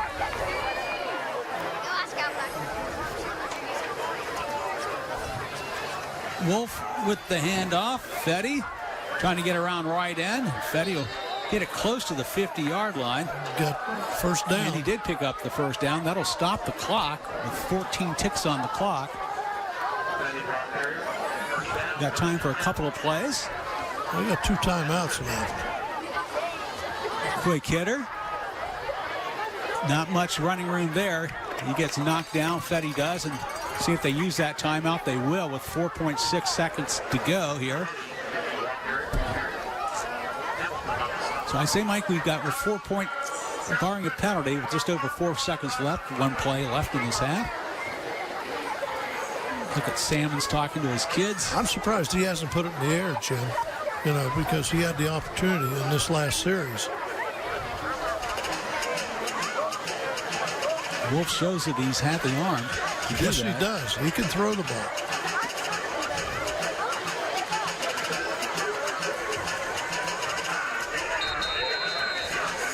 Once again, we'll be hearing from Coach Sammons at the end of the first half here, get his take on the game.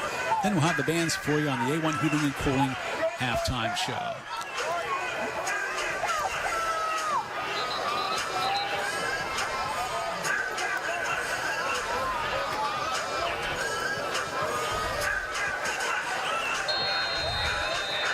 Officials say it's time to play.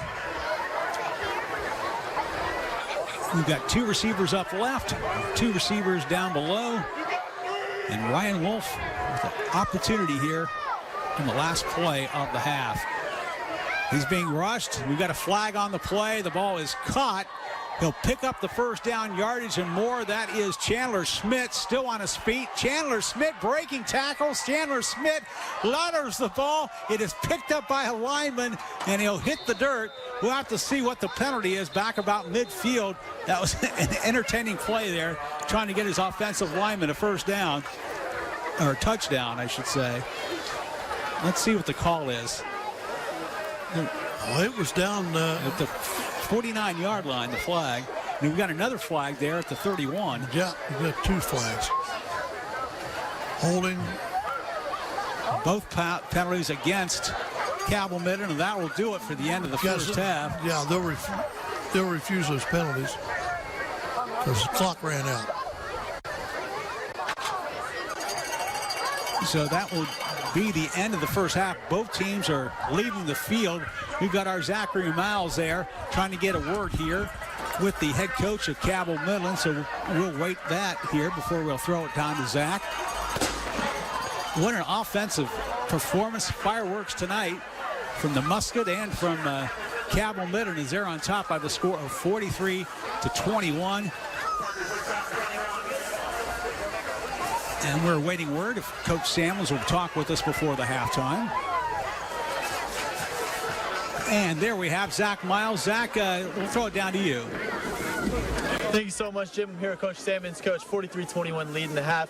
What did you like from the offense, running the ball well, getting in the end zone? Yeah, 43 points is a lot, you know, so offense is playing good. We're not playing great on defense. We got to get better.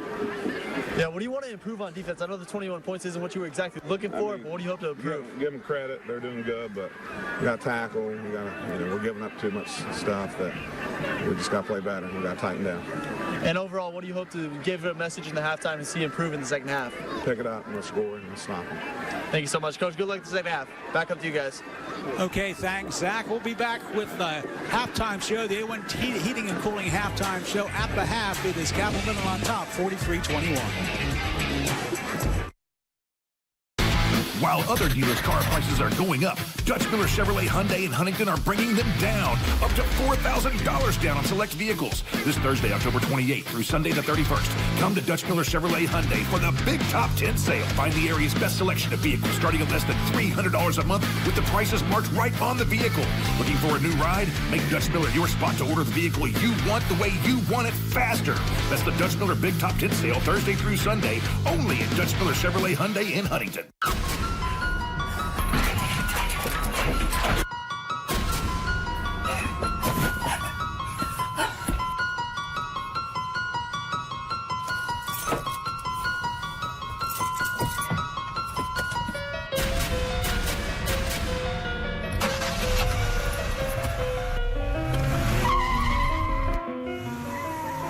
Good thing she drives a reliable vehicle from Dutch Miller Kia in Barbersville. Are you dreaming of fall camping? Blue skies, starry nights, warm campfires? Well, now is the time, and Setzer Trail of Camping is the play. The inventory is rolling in, and we've got it priced right. Hideout, Springdale, Salem, Passport, Arpod, Hemisphere, Amerilite, and more. Travel trailers, toy haulers, fifth wheels, big and small, new and used. The best brands and prices in the tri-state. Don't miss another weekend with your family. Come to Setzer Trail of Camping now, because the price is going to go up, and the kids are going to grow up. At Setzer's World of Camping. The purpose of our dental clinic at Williamson Health and Wellness Center is to provide quality dental care at an affordable price to patients that may not have been able to have dental care before in their life. But any patient is welcome regardless of income, regardless of dental coverage. We have a sliding scale fee for patients that don't have dental insurance. If you're on the fence about making a dental appointment or you feel like you're going to be judged, don't feel that way. We welcome all patients here. Give us a call here at Williamson Health and Wellness Center Dental Clinic. Each of us carries an anchor. It can hold us back. But when we toss it forward into the future, something amazing happens. Our unique dreams built off hard work take shape. At Mount West, struggle does not mean defeat, and tough times will not divide us. So what are you waiting for? Enroll today. Go far, close to home. Mount West Community and Technical College. While other dealers' car prices are going up, Dutch Miller Chevrolet Hyundai in Huntington are bringing them down, up to $4,000 down on select vehicles. This Thursday, October 28th through Sunday the 31st. Come to Dutch Miller Chevrolet Hyundai for the big top 10 sale. Find the area's best selection of vehicles starting at less than $300 a month with the prices marked right on the vehicle. Looking for a new ride? Make Dutch Miller your spot to order the vehicle you want the way you want it faster. That's the Dutch Miller Big Top 10 sale Thursday through Sunday, only at Dutch Miller Chevrolet Hyundai in Huntington. The Halftime Show, brought to you by A1 Heating and Cooling. At the half, it's Parkersburg Style trailing 43-21 to Cabell Midland, but now it's time for the bands to take the field, and we'll take a listen to the Parkersburg South Patriot Marching Band.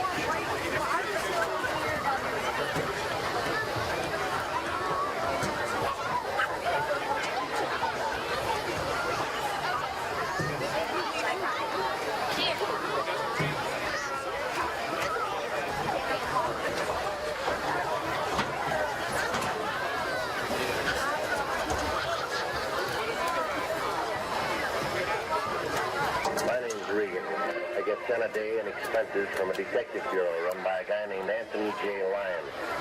They call me the Lion's Eye. My place is furnished with war surplus from the Spanish-American War.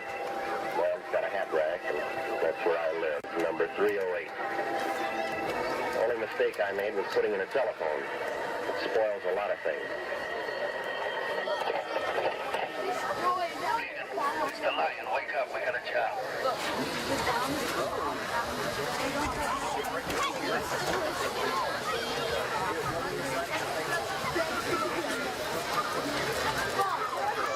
Don't say too much about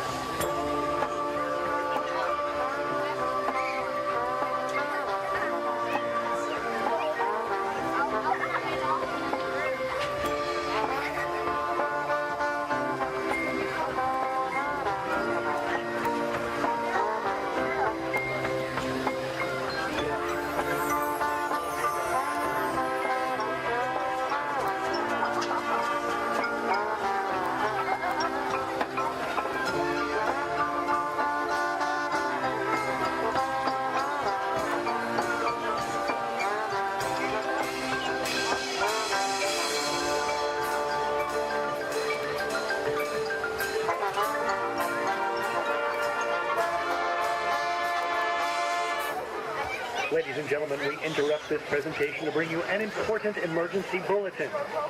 Johnny Big Boy Shimoni and his gang have escaped from the city jail. All units, be on the lookout for this public menace and his gang. They should be considered armed and dangerous.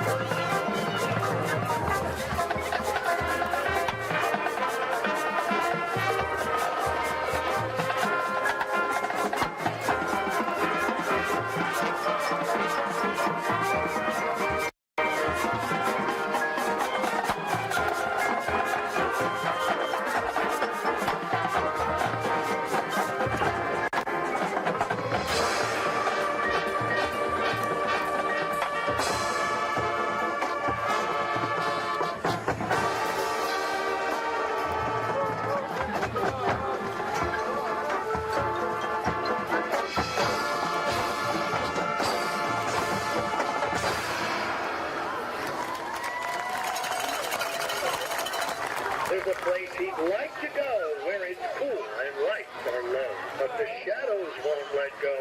They dance and call his name as he roams the streets at night. Haunted by this devil sight, there's a man in dark red light whose cult out to you.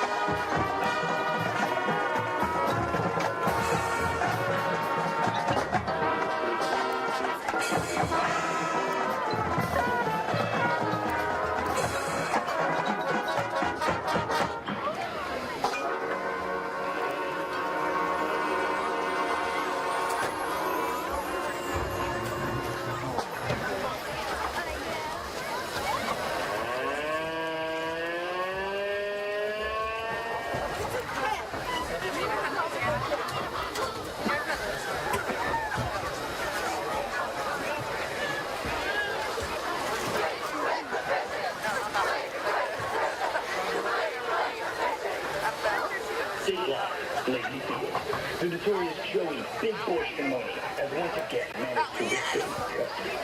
Will he ever be brought to justice? Find out in the next exciting season of Noir, a detective thriller.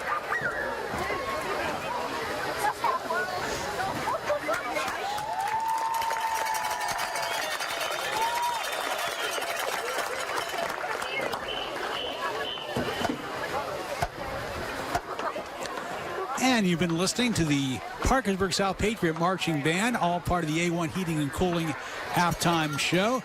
Cabell Midland wasn't able to bring a band for them tonight, but we enjoyed the Patriot Band. We'll be back with more of the A1 Heating and Cooling halftime show after this.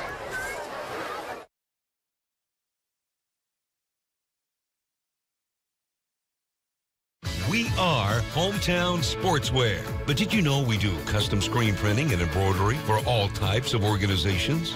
We can create t-shirts and other apparel for your church, school, business, and club. We also print youth sports teams fan gear apparel at hometownsportswear.com for all your custom wear needs. Hometown Sportswear, t-shirts. It's what we do, and other stuff too. I grew up making games, so I wanted to make a career out of that. Shawnee being a small school is the thing that drew me to it. Shawnee is nationally ranked in the Princeton list for game design. A lot of the professors own their own businesses. That kind of prompted me to start my own business. I started a game studio. I don't think that would have been possible if the school were bigger, and Shawnee put that all together for me. I'm Dalton, and I invite you to discover Shawnee State University for yourself. Shawnee.edu. While other dealers' car prices are going up, Dutch Miller Chevrolet Hyundai in Huntington are bringing them down, up to $4,000 down on select vehicles. This Thursday, October 28th through Sunday the 31st. Come to Dutch Miller Chevrolet Hyundai for the big top 10 sale. Find the area's best selection of vehicles starting at less than $300 a month with the prices marked right on the vehicle. Looking for a new ride? Make Dutch Miller your spot to order the vehicle you want the way you want it faster. That's the Dutch Miller Big Top 10 sale Thursday through Sunday, only at Dutch Miller Chevrolet Hyundai in Huntington. Mornings can be so hectic. That's why WSAZ News at 7 on the CW brings you the answers you need. When others go national, we stay local so you know what's going on in the tri-state with 2 hours of local news. And live traffic conditions so you know what to expect before heading out the door. Get your up-to-date and accurate forecast so you can plan your day. Join us weekday mornings at 7 on the Tri-State CW.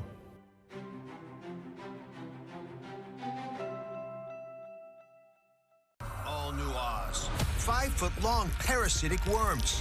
Freak cooking accidents. ER doctors reveal their most shocking cases. You won't believe what they've seen. Plus, Paul Anka. From his secrets to longevity, You've got to keep yourself a certain standard. to his recent battle with COVID. My main job has been staying healthy. It's real. Weekdays at 2 on WSAZ. Your world never stops going, and at WSAZ, neither do we. Get your news as it happens with WSAZ Now. The biggest stories, your first look at weather, traffic, and sports updates.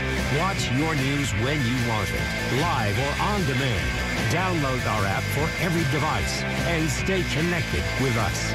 WSAZ, making a difference. Brought to you by A1 Heating and Cooling. Welcome back to Football Frenzy. Overtime at the half. Cabell Midland on top of the Parkersburg South Patriots by the score of 43-21. We've got some scores to report to you in Washington County. It is Waterford on top of Belpre, 41-0. And at the half, here's a showdown game. Two of the top small schools in their states. Fort Fry on top of Williamstown by the score of 21-9. That one's at the half.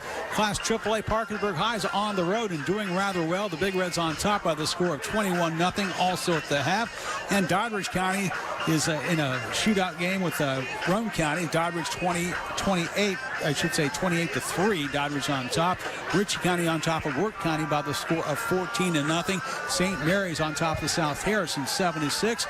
Charleston and Charleston area games at South Charleston leading Huntington, the number 2 ranked team in the state, 14-10 at the half. Hurricane is a 26 leader in the second quarter over Capital, and it's Woodrow Wilson and GW tied 15 apiece in the second quarter. Our game here, it was Cabell Midland shooting out of the gate with a 21-0 lead in the first quarter. Parkersburg South has come back to make a little bit of a game of it. And Mike, what are your impressions on this game so far? Well, I said it early on that I was proud of South because of the fact that, they could have laid down and just said, the heck, this is it. Just let them go and do what they want to do. But they've been fighting back. They've actually made a game of it. And a couple plays here, a couple plays there, and it would be even closer than it is right now. And one of the things that I'd like to see them do this second half, and I think I mentioned it in the first half, you got Trawl. He is a show in and of himself, and you're not going to cover him. But I'd like to see him change their formation. They've been putting him in a slot on the trip side, and what you're doing there is Cabell Midland's they're switching 4 defensive backs over to that side. Put him on the single receiver side to the wide side of the field. I'd like to see him do that. Because what they're going to do is they're only going to put one defender back there on him. And Cabell Midland, as good as they are, I don't think they have anybody that can cover him one-on-one. South deferred to get the ball at the start of the second half. How important is it for them to come back and get into the end zone here to start the second half? It's real important. Yeah. Because then you're going to cut it down to a little over 1 score difference. And you're right back in the ball game. And, you're going to make Cabell Midland, I don't think they can stop Cabell Midland. I really don't. They did a couple of times, and I think Cabell Midland had a little bit to do with that by penalties themselves, making mistakes and having, 15-yarder a couple of times. But I think South can get back to fairly close to them, And but I'd like to see him do what I just said with Trawl, because they cannot and will not be able to cover him one-on-one. We'll see if that comes to pass, and we'll be back with more of the A1 Heating and Cooling halftime show. Plus, we'll hear from the coach of Parkersburg South, Coach Nathan Tanner, after you see this.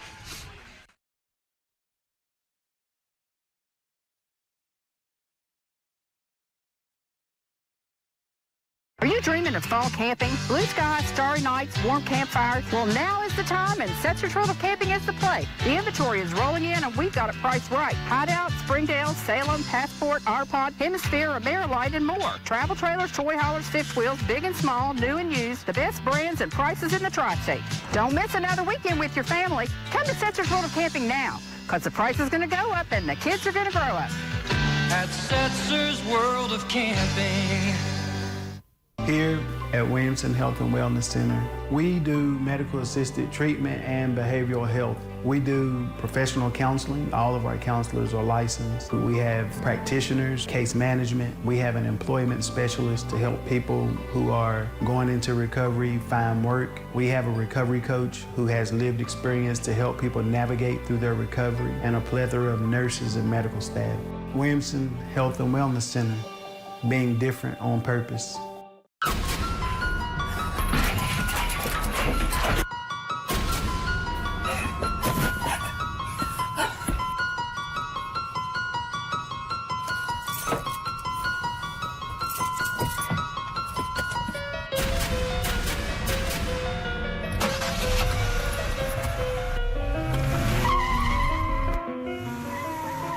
Good thing she drives a reliable vehicle from Dutch Miller Kia in Barbersville. I am so happy about this. When neighbors thought there was no hope in sight for one eyesore in their neighborhood, WSAZ reached out to the city to have it fixed. After months of worrying about their kids' safety, it was finally cleaned up in just a few hours. I really appreciate them. I appreciate you and WSAZ. We watch y'all all the time. So. Every day, we work to make a difference in your lives.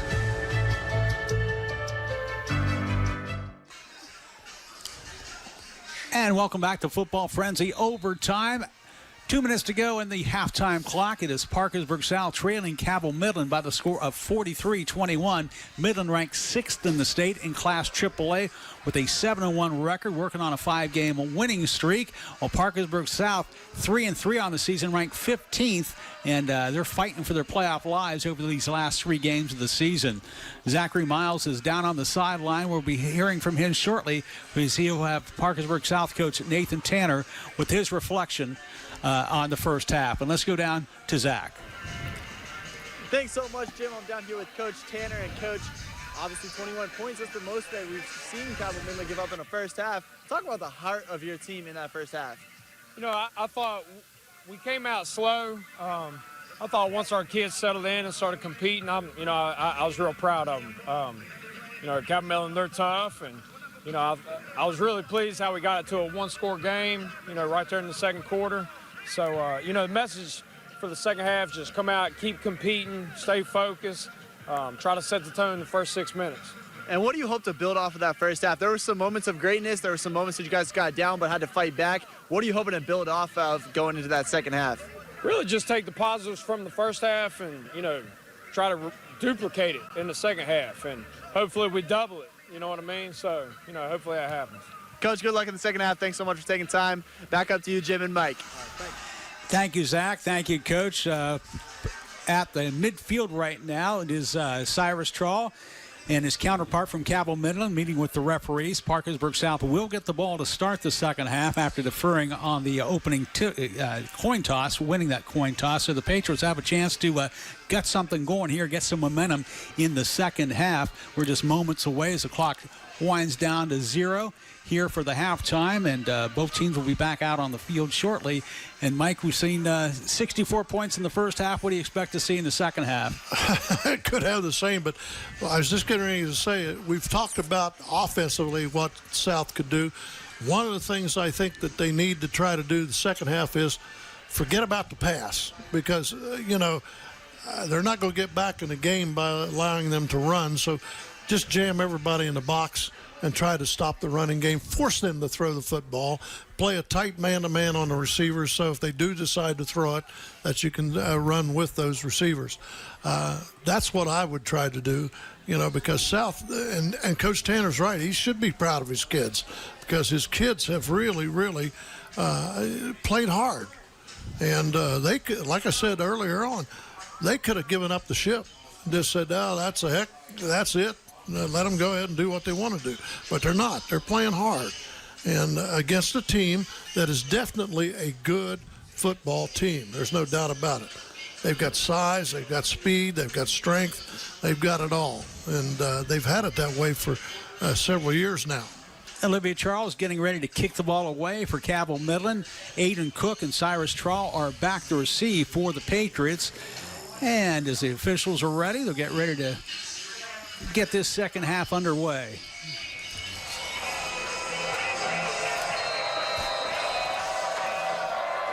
Charles, short kick. It is picked up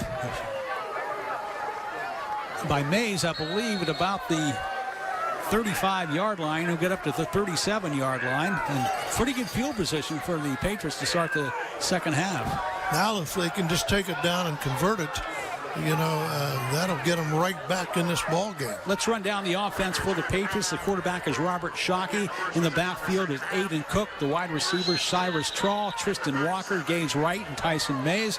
The center is Demetrius Gearhart. Left guard, Dalton Vian. Left tackle, Stone Ayers, Logan Knight, and Maddox Rader. up front on the line. And the first play of the first half, we got our first penalty. First play of the second half, we got our first penalty of the second half. One of many so far tonight. I think I checked with some people, and South had 7 penalties the first half. That was way below what they had last week when they had 21 penalties for the whole ball game. But here we are. They pick up another penalty right off the bat, and they get behind the chains, and that's what they don't need. That's what happens, though, when you got a lot of new faces in the lineup, particularly on the offensive line. Robert, it's Shockey passing deep downfield, picking up first down yardage to Cyrus Traw. And like I said, they can't cover him. Yeah. Just shy of the 50-yard line, so a great start of the second half. After backing up 5 yards, they pick up a big first down on play with the pass play from Shockey to Traw. No huddle offense for the Patriots.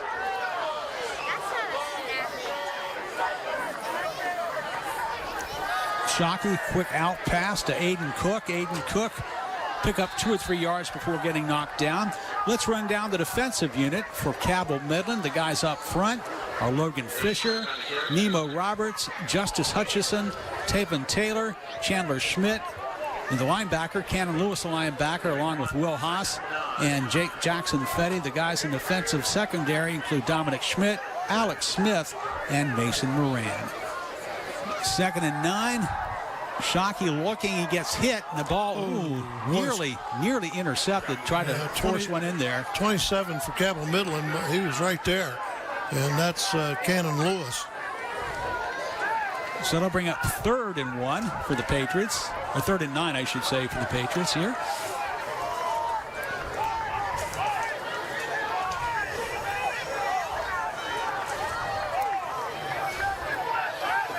Patriots have trips down below. Singer up top. Shockey. Ball is batted down by the big defensive lineman for Cabell Midland, Justice Hutchison. He's a 6'5" junior, and he uses his height to good advantage there, battling the ball down. Now it is 4th down and 9 for the Patriots, and Mike, they're going to go for it. Certainly. Not now. They're going to punt it. They heard me and sent the punting team out on the field. So they'll be punting the ball away. And Robert Shockey, the quarterback, is also the punter, so you never know. We might see some little trickeration here, but I'm getting ahead of myself.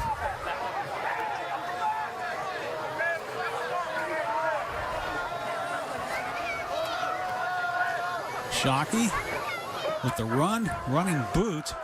He kicks it nicely down. Will go all the way into the end zone for a touchback, so Cabell Midland will get their first possession in the second half at the 20-yard line. And as they run on the field, we'll run down the starting lineup for the Cabell Midland offensive unit.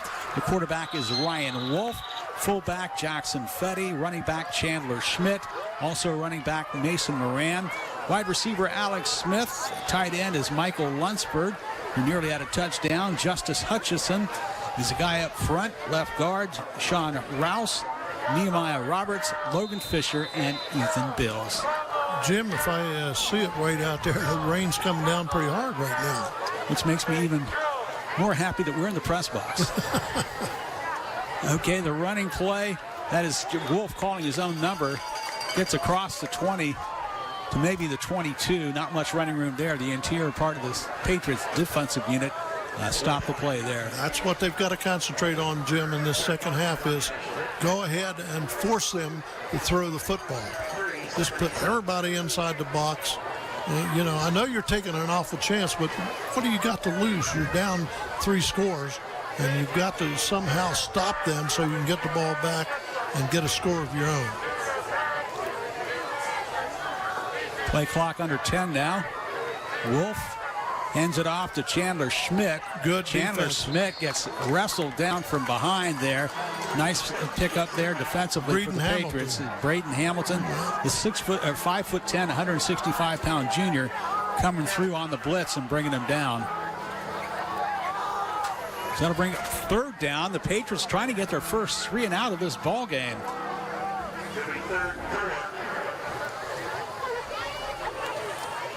The Knights up to the line.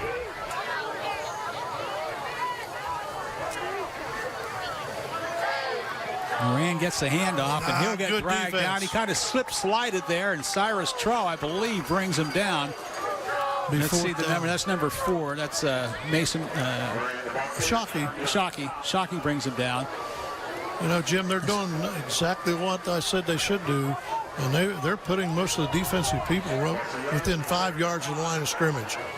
No, it is a punting down. And let's see if they punt, but the offense is still out on the field. Yep, they're going for it.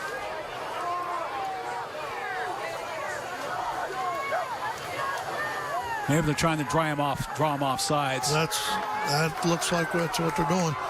It's 3, 2, 1, and they call the timeout before taking the penalty. South did a good job that time. Good discipline there. Good discipline. So they take the timeout there, and the South has to feel pretty happy with their defensive unit coming up with that stop there. That's the first time tonight, the 3 and out. Well, like I said, they've got everything to gain and nothing to lose by forcing them into throwing the football. That's forcing them to do something they don't really like to do. And the Wolf has shown that he can throw the football. Oh, absolutely. He's got a heckling arm. And he's got athletes as, potential receivers. South should get a decent field position on this one. Jackson Fetty is a punter for Cabell Midland. We'll see him in their first punt of the night.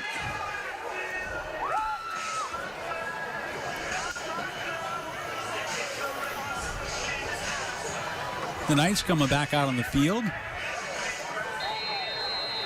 Well, it looks like their offensive unit, unless we see Fetty drop back. Now the Patriots are looking over, going, what do you want from the defensive side? There's a receiver way out wide. Right. Nobody's on him. Patriots might have to call a timeout here. There's nobody on him. Yeah. And Trout sees it now, I think. And Patriots call a timeout. Well, let's see who called the timeout. The Patriots did call the timeout. Boy, they almost made a mistake there. And at the last second, they sent somebody out there. But he was standing over there by himself. Yeah, waving his hands. So, we've seen each team burn a timeout here early in the third quarter. So do you think that Midland will come out with their punter now? Or do you think they're going for it here on fourth down? I've given up trying to guess. Yeah. But in my opinion, they're leading by 3 scores. There is no reason for them to go on fourth down this deep in their own territory, because they don't want to give South anything that's going to pick them up. And that certainly would if South could stop them here on fourth down. I guess it's a case of Coach Salmon says, here we are. If you guys can stop us, but we're going to go. Well, he may be so mad at him, he's saying, my gosh, I'm going to force you to do this,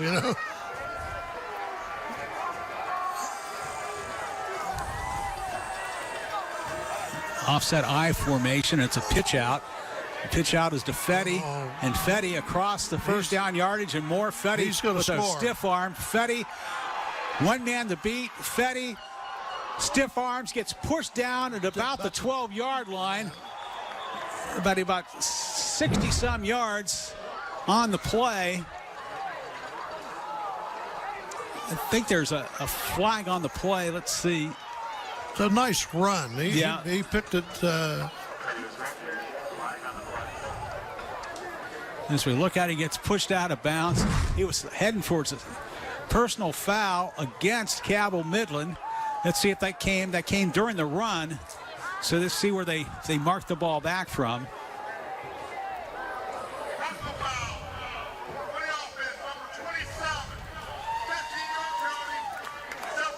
So they still pick up the first down yardage because it came well downfield past the first down marker.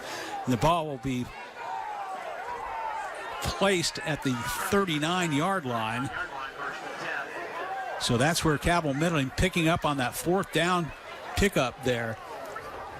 That's having confidence in your team, I'll tell you. So that was a 36-yard pickup after the penalty. And so Midland on the move again. Oh, there he goes. Touchdown. That is Chandler Schmidt going all the way 39 yards for the touchdown. And just like that, Cabell Midland is on the way. Look at the replay, Mike.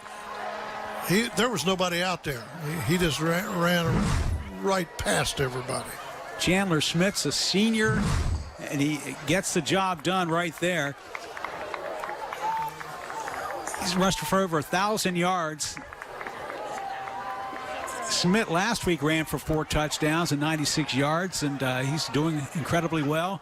He came into the game with 20 touchdowns already on the season. Everybody in their backfield's capable of scoring. Charles with the extra point attempt, and we've got a flag on the play. Let's see what they bring to us here. Our officiating crew is James West, the referee, the umpire Brock McBaney, William Sams, the line judge, Bob Powell, the head linesman, and the back judge is Bill Gillespie. Waving it off. They're picking up the flag, and let's go down to Zach. Zach, how did you see that last drive?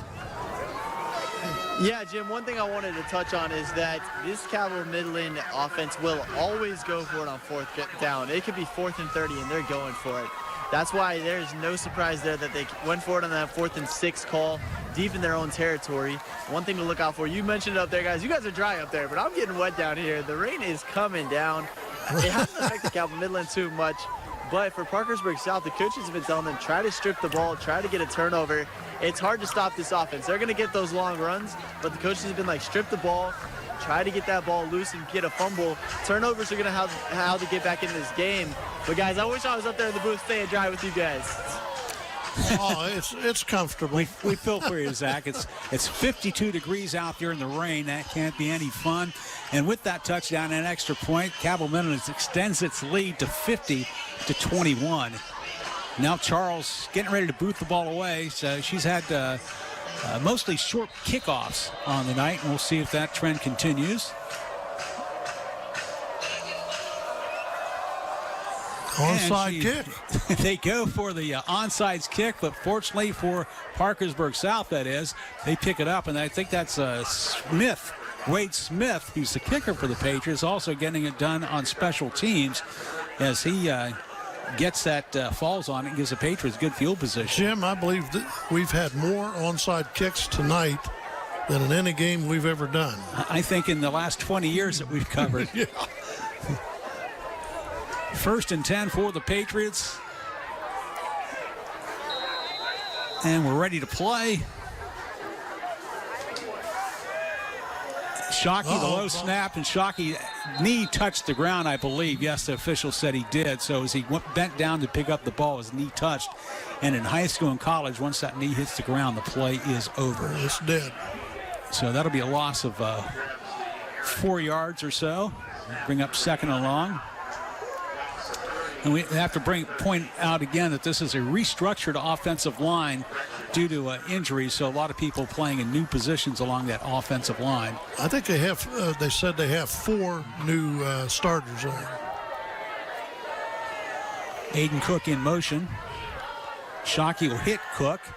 Cook pulls it in, trying to break tackles, and he gets the face mask. Yeah, either face mask or horse collar, but it was a high tackle there from Cabell Midland, Cannon Lewis, the linebacker. And by the way, you have to love a linebacker with the name of Cannon. Yeah. But personal foul, face mask, and that will be 15 yards. First down, 15 yards, and a first down for the Patriots. Let's take a look and see what the transgression was.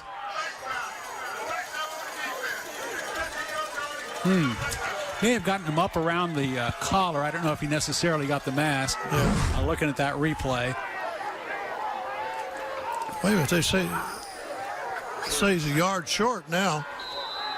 Boy, it looked to me like it was 14 yards to go for first down. Yeah. Well, be that as it may, it's 2nd and 1. 2nd and 1, yeah. Shockey, Traw, trying to get away, but he'd be pushed out at the 40. It's going to be close. Or 50, it'll be close to that first down at the 40-yard line. It looks like it's going to be the same. It's going to be 3rd and 1.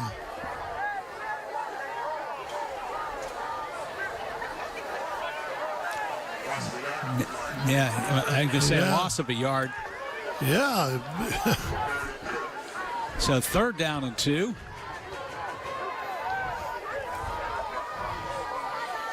Trall's in motion. Oh, throw it to him. Shockey rolling right. Right there he is, wide open. Shockey's going to take off. Gets the first He'll down. get that first down pickup. I don't know what his stats is, but Shockey's picked up a lot of yards tonight on the ground. And he had a choice there. As they pick up the first down, we'll go down to Zach. Thanks so much, Jim. You talk about that offensive line, 4 out of the 5 starters are out. But, Jim, they call themselves the Silverbacks. Whoever gets to start at offensive line gets to be the Silverbacks.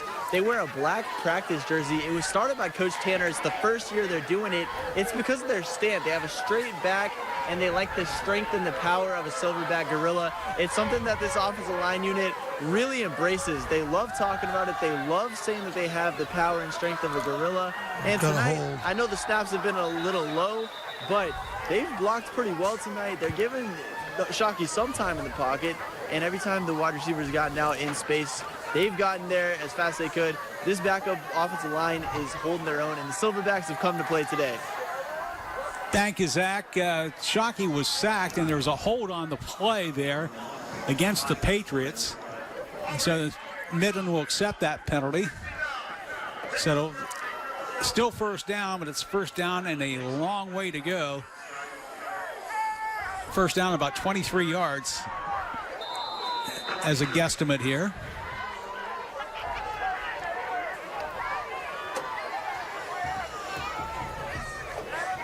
Trying to overcome the penalty. Shockey going deep over the middle, looking for Trall, and the ball is picked off. The third takeaway of this game, and we also have a flag on the play, so we'll have to see what that was. But Tevin Taylor with the pickoff there for Cabell Midland. It's in the area of pass interference.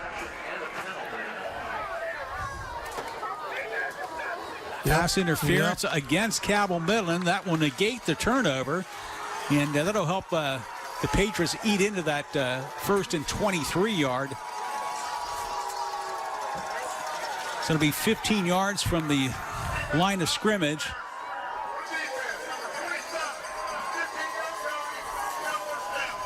So I'll make it 1st and 8 with the pickup there, if I did the math correctly. Boy, you're sharp. And I seldom did in high school or college, for that matter.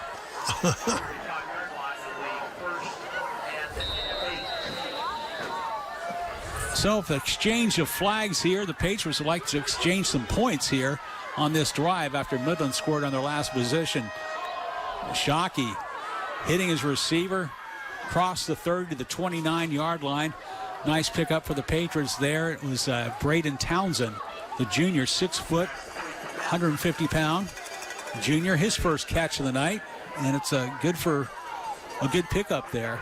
At least 6.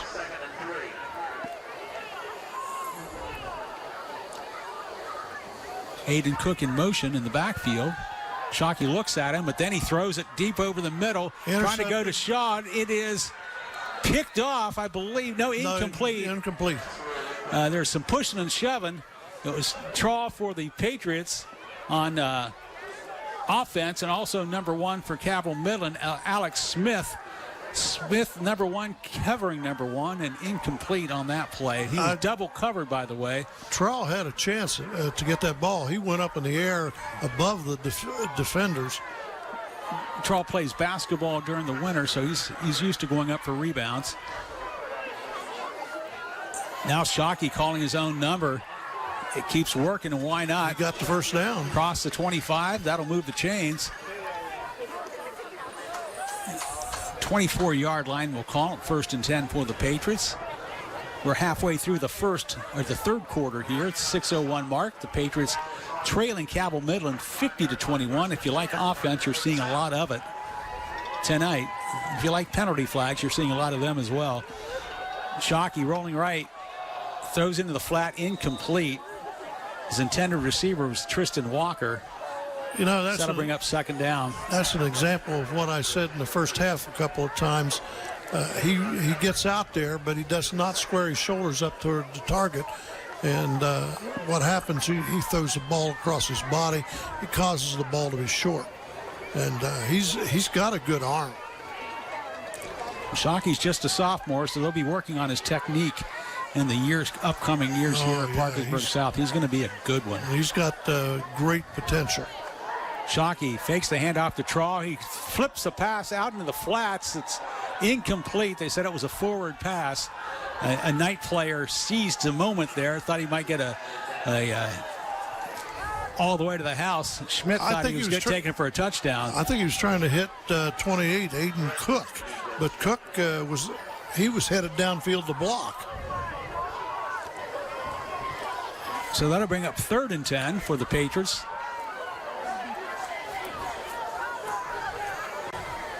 There goes Traw to the wide side of the field to the right. He's in the slot. Got 3 receivers to the right. Yeah. 1 down low.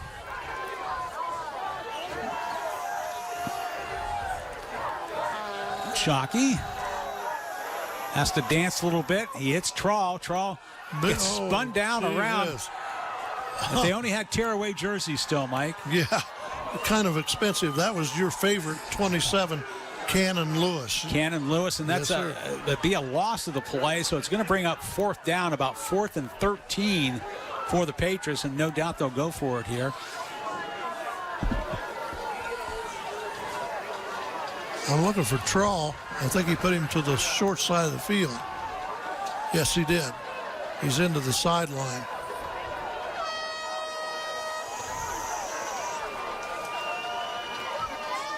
Traw in motion now. Shockey feeling the pressure. He throws deep. The ball will be intercepted at the 5-yard line by Smith. Smith now looking for some blockers. Smith still on his feet across the 20. Took a shot. He took a shot. And gets knocked down at about the 23-yard line. Oh, my goodness. Look at this play. Alex Smith. And Shockey puts a lot of air underneath this football. And Smith was the only one near it. He pulls in at the 5-yard line, breaks a tackle by Mays. There is a flag on the play, however. We'll see what the flag is.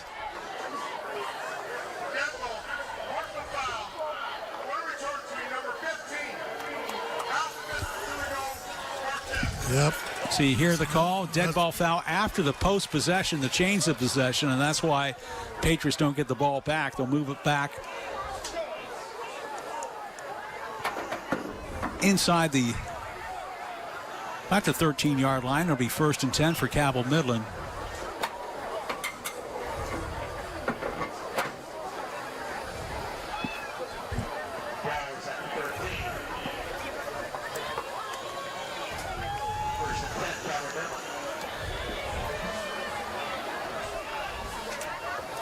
Midland was ready to play, but the umpire says not so fast. Now they're ready for play. They blow the whistle, and Wolf under center. Patriots showing the blitz.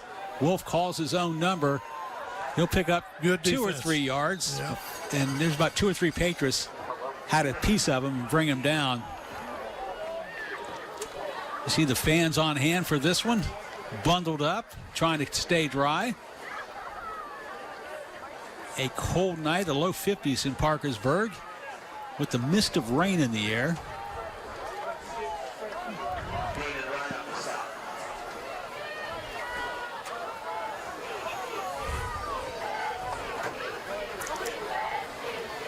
Wolf. The counter. On the counter, is that Fetty or no? It's 20. It's 21 for Cabell Midland. Yeah, coming in off the bench. And that's Tevin Taylor. He's a 5'11", 185-pound senior. He's a starter on defense as well and gets in on the offensive scheme of things. They've got a lot of athletes, Jim.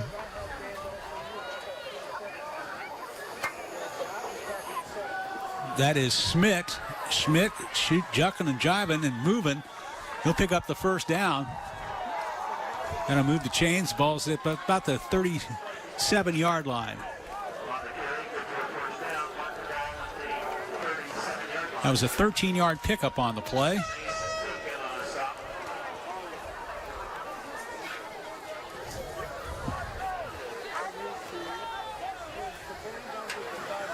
Midland up to the line now.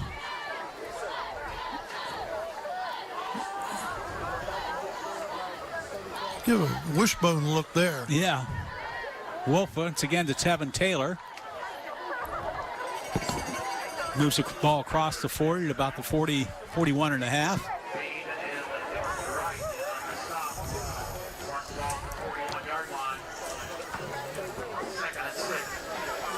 They go back to the short huddle.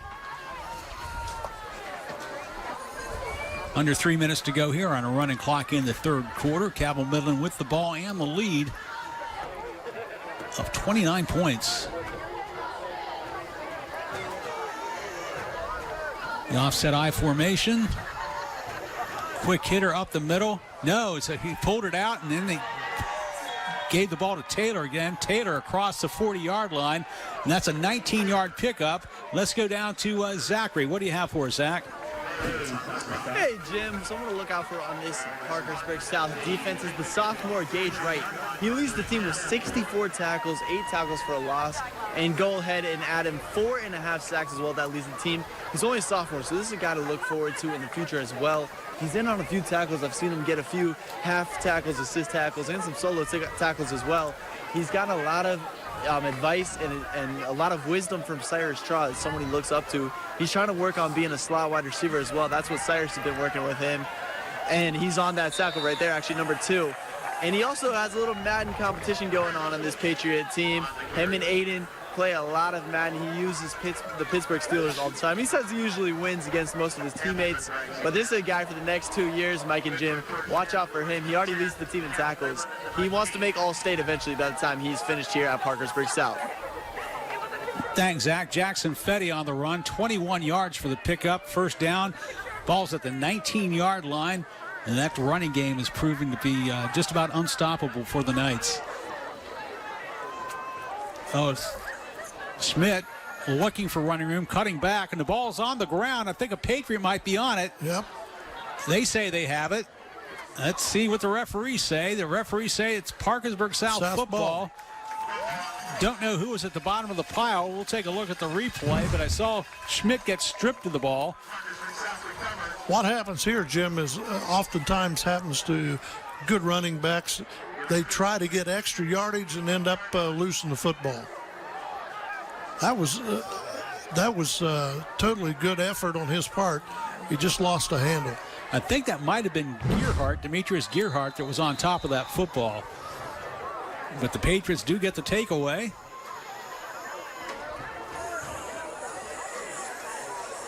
That's the 13th fumble recovery of the year for the Patriot defense.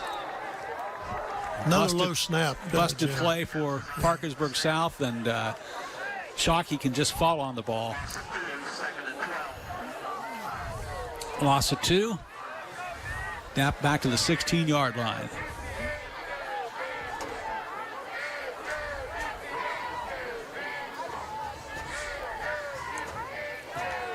Shockey looking over to the sideline. He's got Cyrus Traw in the backfield heading to the slot position. Shockey. Short pass intended for Cook. A little bit too tall, and besides, he had somebody bearing down on him who was loading up to Cannon Lewis was loading up on that one to give him a shot, but it's an incomplete pass, and that'll bring up 3rd and 12.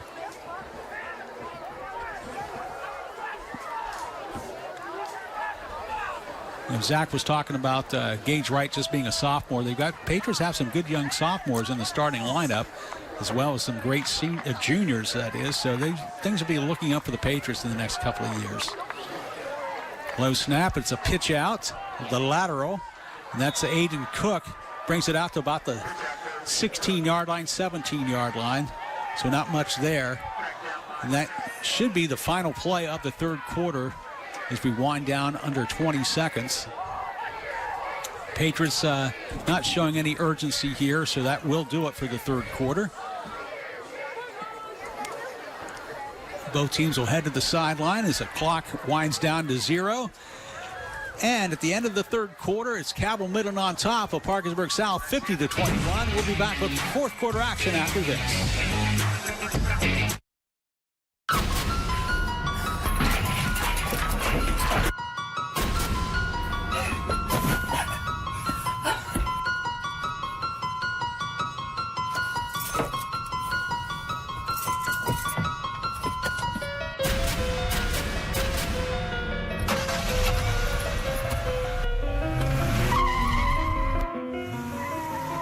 Good thing she drives a reliable vehicle from Dutch Miller Kia in Barbersville.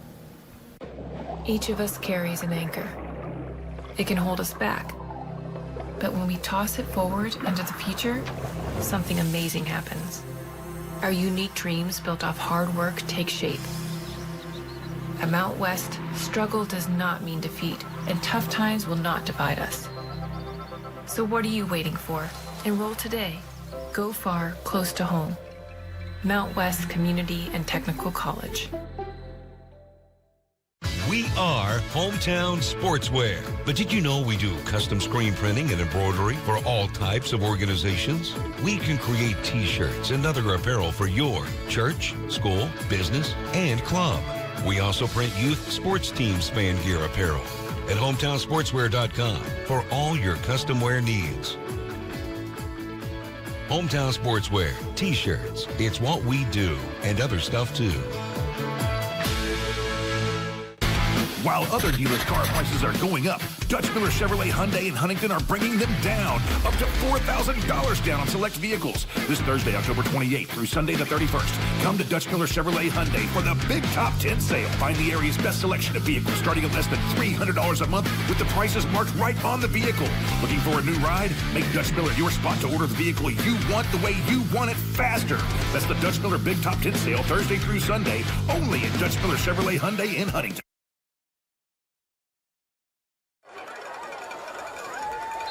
Welcome back to Football Frenzy Overtime. The start of the fourth quarter. Parkersburg South having to punt the ball away, trailing 50-21. And they fake it, and Shockey throws long and too tall for Cyrus Traw. There goes the flag. And we've got a punch thrown at the end of that play. And so the Patriots do not pick up the first down. And Cabell Midland will get a great field position after the penalties included on that. Yeah, he just lost his composure there. So the officials are talking it over, and we'll hear from James West.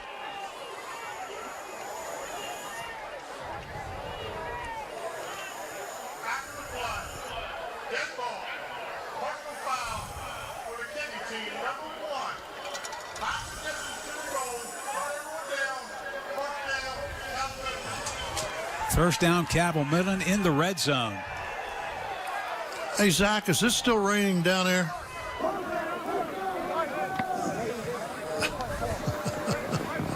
He evidently didn't hear me, Jim. I'm looking at the, I don't think it is. I'm looking down. Yeah, I can't tell because of the glare on the glass. But, you know. It's good to be behind the glass when it's raining, Mike. So. But it was coming down pretty good at the beginning of the third period. So the Patriots go for it on fourth down. They come up empty, and now Cabell Midland. This is an important touchdown, and we'll explain why here after this play. If Cabell Midland can cash it in. Wolf hands it off to Fetty. Fetty's in there for the touchdown. That's 9 yards for the touchdown. And Cabell Midland extends that lead to 56-21. And Mike, why is that 35-point differential important at this point of the game? Because you're in the fourth period, and once you reach the 35-point threshold, then you have a running clock. So that will run even though if it's an incomplete pass or a player runs out of bounds. It only stop for an injury, correct? Injury and a penalty. And then it starts back up after you get the ready for play after the penalty's assessed.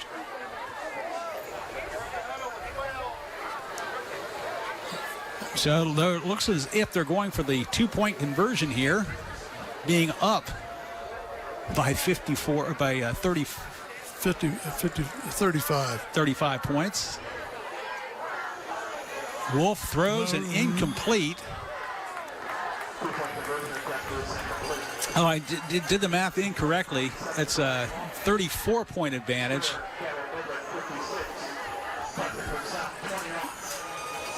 It's 35. So there's no point going for the two-point conversion in terms of that would start the clock.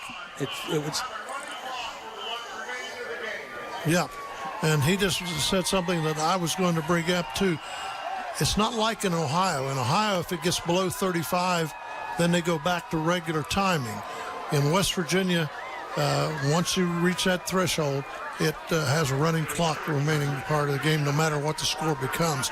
But also in Ohio, they have the 35-point rule in the third and fourth quarter. West Virginia, it's only the fourth quarter.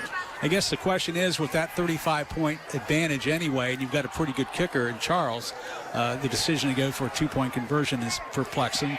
But be that as it may, the clock will roll here after the kickoff. Midland will kick the ball away, and Charles will set that up.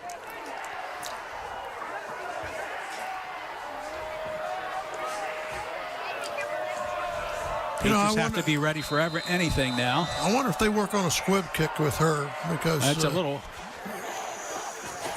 nice, smart play by the Patriot there. He called a fair catch, and he catches the ball. So Patriots get the possession in good field position, but down on 35 points, and the clock will be starting to run here as soon as the official blows this ball ready for play. That's smart play by him for another reason too, because if he doesn't give the fair catch signal, he's fair game, and they could have really, really blasted him.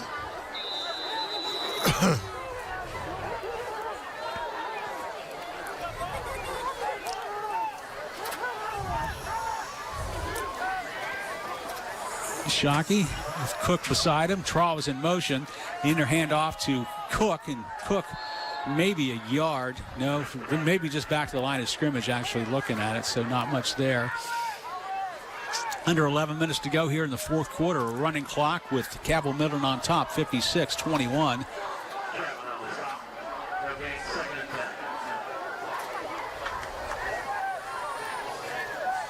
Shockey quickly throws out into the flat. He's got his man, Tristan Walker, but maybe a gain of 2 yards on there. Bring up 3rd and long for the Patriots. And even if he was knocked out of bounds or went out of bounds, the clock would still remain moving under the rules, as Mike explained. Yep. It'll keep on running. And I'd say South will probably, they're in 4-down territory every time they get it here on out. Shockey gonna scramble around. He's got some pressure on him and throws the ball out of bounds, incomplete. And there's an example, if you'll take a look at the bottom of your screen at home. Clock still running even though the ball was thrown out of bounds. That brings up 4th down, and I think we're seeing the punting unit come out here. Of course, Shockey is the punter for the Patriots.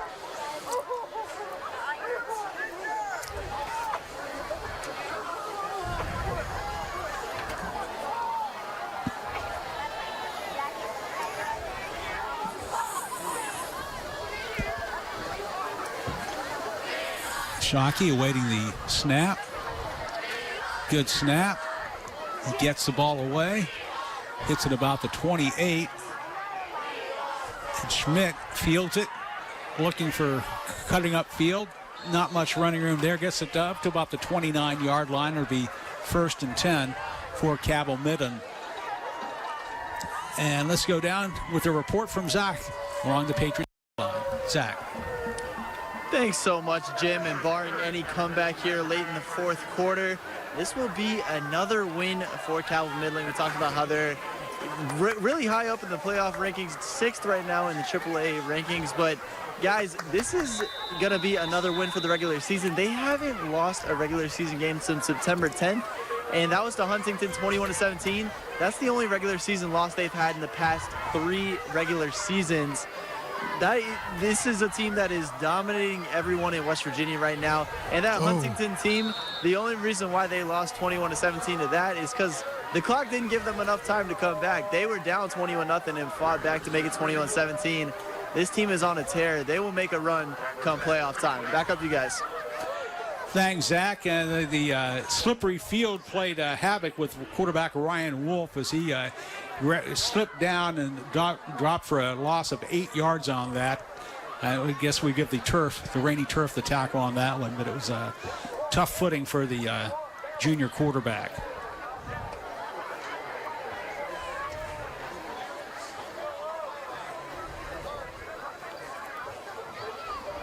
Wolf pulls it out, and he's going to take off around the right end. Wolf across the midfield, and he's still on his feet. He's got blockers in front of him. Wolf is on the way. Wolf finally gets dragged down at about the 14-yard line by Trow.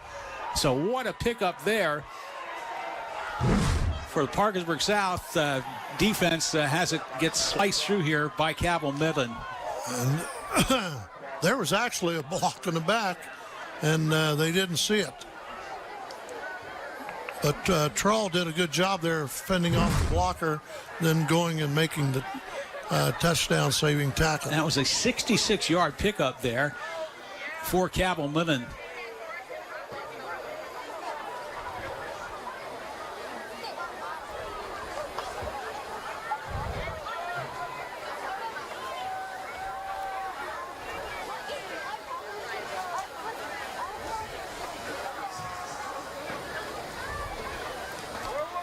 It's a counter. Handoff.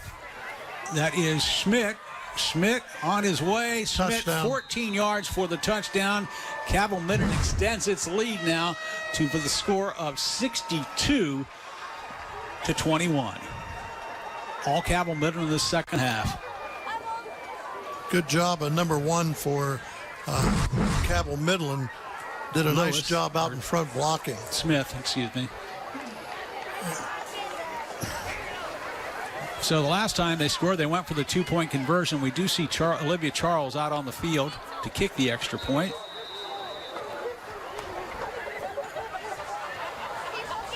Last year, Cabell Midland put 69 points on the board against the Patriots. And they're getting close now. The kick is up. The kick is good. At the 6:49 mark, we'll be back with more Football Frenzy Overtime after this. Each of us carries an anchor. It can hold us back. But when we toss it forward into the future, something amazing happens. Our unique dreams built off hard work take shape. At Mount West, struggle does not mean defeat, and tough times will not divide us. So what are you waiting for? Enroll today. Go far, close to home. Mount West Community and Technical College. I grew up making games, so I wanted to make a career out of that. Shawnee being a small school is the thing that drew me to it. Shawnee is nationally ranked in the Princeton list for game design. A lot of the professors own their own businesses. That kind of prompted me to start my own business. I started a game studio. I don't think that would have been possible if the school were bigger, and Shawnee put that all together for me. I'm Dalton, and I invite you to discover Shawnee State University for yourself. Please visit discover.shawnee.edu.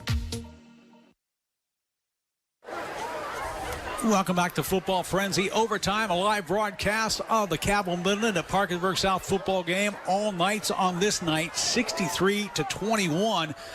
Knights going for their 6th win in a row. They just scored, and getting ready to kick it off again is Charles.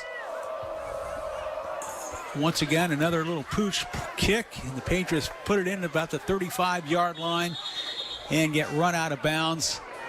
And the Patriots will have that as their starting position here, as they're just playing for pride at this point in the ball game. The final 6.5 minutes, because Mike, lessons can still be learned even in a blowout. Oh, absolutely. The one thing that Coach Tanner doesn't want them to do is to quit. You don't ever want them to do that. Keep on playing until the time runs out. And we're playing on a running clock in here because of the point differential. The clock was stopped because of change of possession, but now the clock is running and will continue to run until a score is made or an injury. Incomplete pass. And the clock Shockey continues to run. Yep.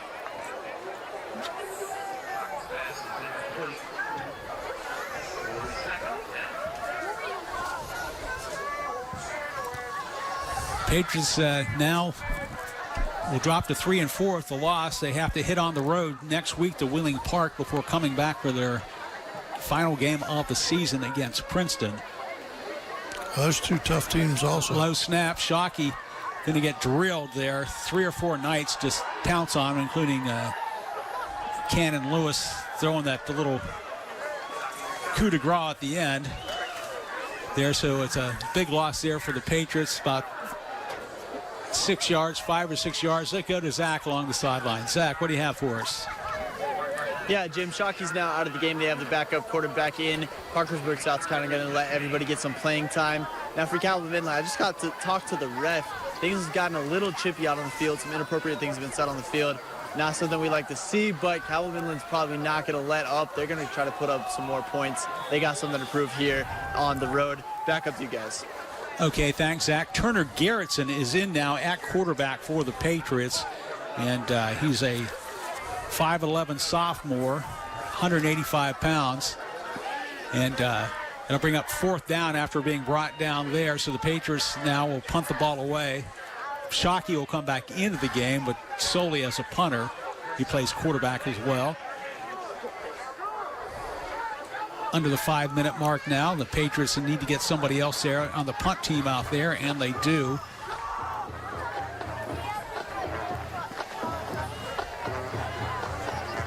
The Knights have one receiver back. Good snap. The punt is away. It looks as if it had been deflected. Yeah, he almost missed that one. So good field position for the Knights on this one.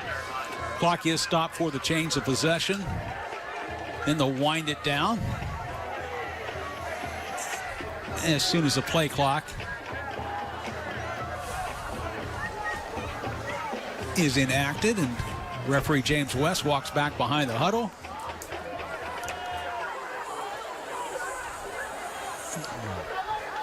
And now he deems the ball in play. Yeah. We should see some new faces coming in here for Cabell Midland as well.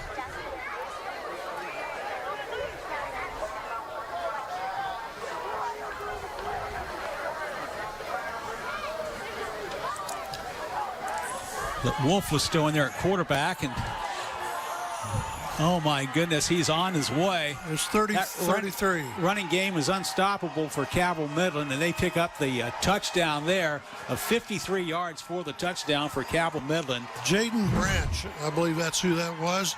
He's a 5'9", 150-pound sophomore. Oh my goodness. On the way, gets to the far sideline. Great downfield blocking, which is a trademark of this team. A little push in the back there by the tight end, Lunsford. But he is down the field in for the touchdown. I think I said 53. That was a 47-yard touchdown. Smith in for the extra point to hit the 70-point mark of this ball game. Kick is up. That's good. And good. And we'll be back with more Football Frenzy overtime after this.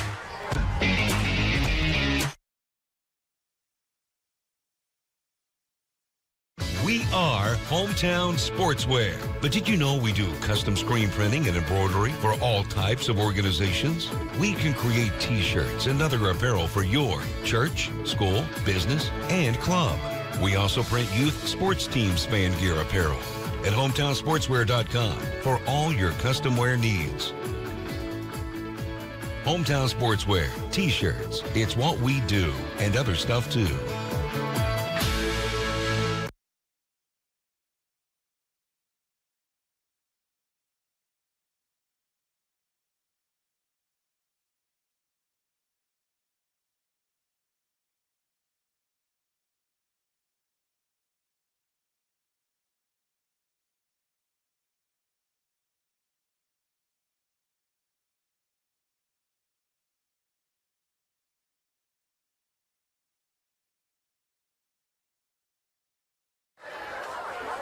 Welcome back to Football Frenzy overtime, and yes, this score is correct. 91 points have been scored in this ball game. Cabell Midland on top of this one by the score of 70-21. The Knights scored on a 47-yard touchdown run. The big play there by Jaden Branch for the touchdown. The kick is away. Slippery footing there for the Patriots, but they get the ball up to 28-yard line. Let's see here. That was the deepest kick that they've had all night long. So Patriots get the ball 29-yard line. We're seeing some substitutions in there on offense for the Patriots.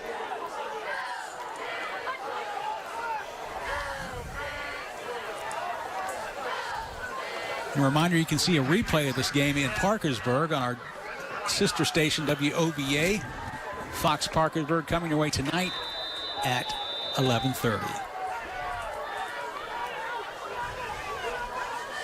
Oh. Well, the snap is over Garrison's head. He'll fall on it at around the 15-yard line. So that'll be a loss of 14 yards on the play as we hit the 3-minute mark coming up in the fourth quarter of this ball game.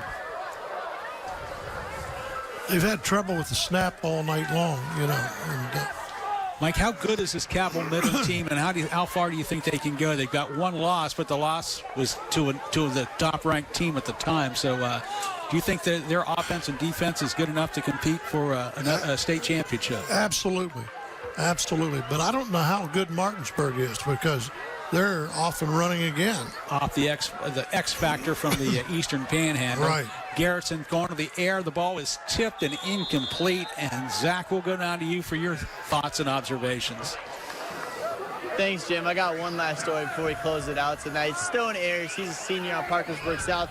Arguably, you could call him the best character guy out there on the field. He's right out there right now playing offensive line. He's the only starter tonight that usually is starting on offensive line. But he has an older brother named Caden Gattrell. Caden was 16 when he moved out of the house with known as the, quote, problem child around Parkersburg. Stone said growing up with Caden, it was hard to kind of balance, you know, trying to live his life while also not be too much of a influence on Caden because Caden was not really knowing what he was doing, so Caden moved out with his dad.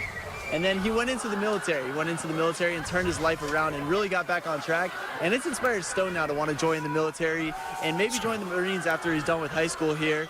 And one thing about Stone is he is always on the sideline encouraging his teammates, trying to keep everybody upbeat. I literally just talked to him about a few minutes ago, and he was on the sideline. He's like, obviously, you know, this isn't the game we wanted, but I'm just here. I'm happy to be here. I'm living life. I'm living my dream. That's the type of guy Stone is. And I just want to close it out and say hats off to the Ayers family and hats off to Caden for getting his life turned around, and great job for Stone out here on the field tonight. Thanks, Zach. A nice story, an uplifting story. Thanks for bringing that to us. Patriots got the completion there to Parker Watson, but they have 4th down and 9. With just over a minute to go. They'll go for it here. Shockey's now back in at quarterback. Garrison's back still at quarterback. Garrison scrambling to his right. We've got a flag on the play, and Garrison will be knocked down hard, and there'll be another flag on the play for the hit on that play. So we've got 2 flags here, one against the Patriots and one against Cabell Midland. The clock is still rolling, and that might be it, unless the officials stop the clock.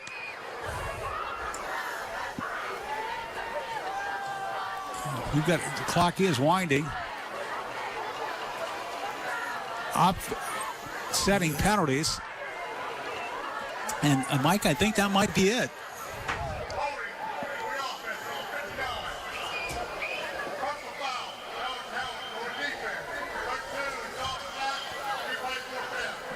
James West has the last word in this game, and that will do it as the clock winds down to 000.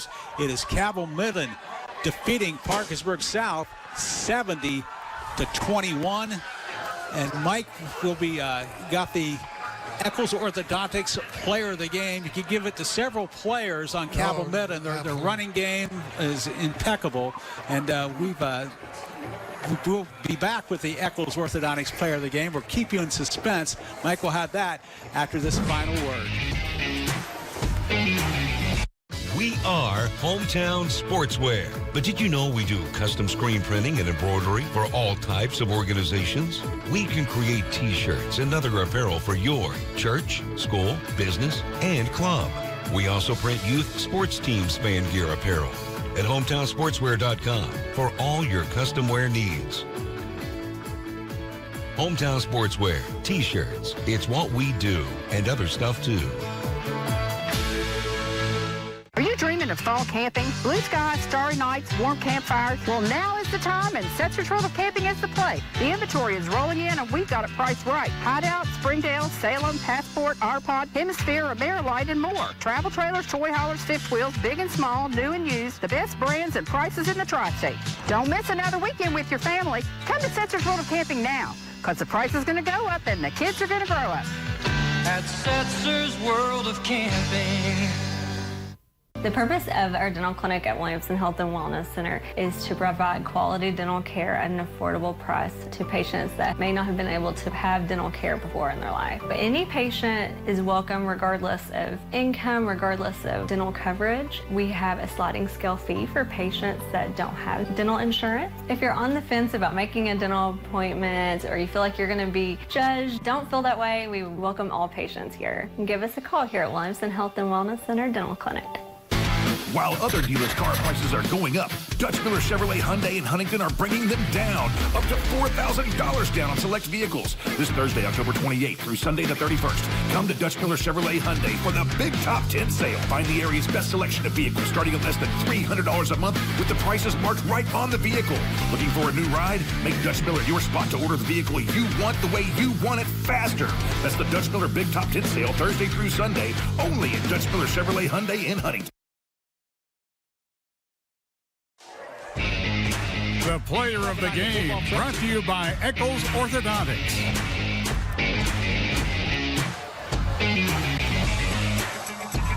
Great running from all sorts of running backs for Cabell Midland, but our player of the game is? Number 23, Chandler Smith, a 6'1", 205-pound senior. He's just one of many really good backs. Yeah, he had some great breakaway ability, and he helped lead the Cabell Midland to a 70-21 victory. That's going to do it for Football Frenzy Overtime. We've got another game coming your way next week. It's Parkersburg High taking on GW. The Big Reds on top right now tonight by the score of 31-0 on the road at Riverside. Our cameraman tonight, Jake Reifsteff and Kevin Buskirk. Master control is Braden Miller and Nate Westfall. And the director is Larry White. With an assist, and Zach Miles is the sideline reporter. I'm Jim Morton and Mike Hayden. Mike, it's been fun. We've got at least one more game to do this year, and we look forward to seeing you next week on Football Frenzy Overtime as Parkersburg High takes on GW. Have a great night and a great weekend, everybody.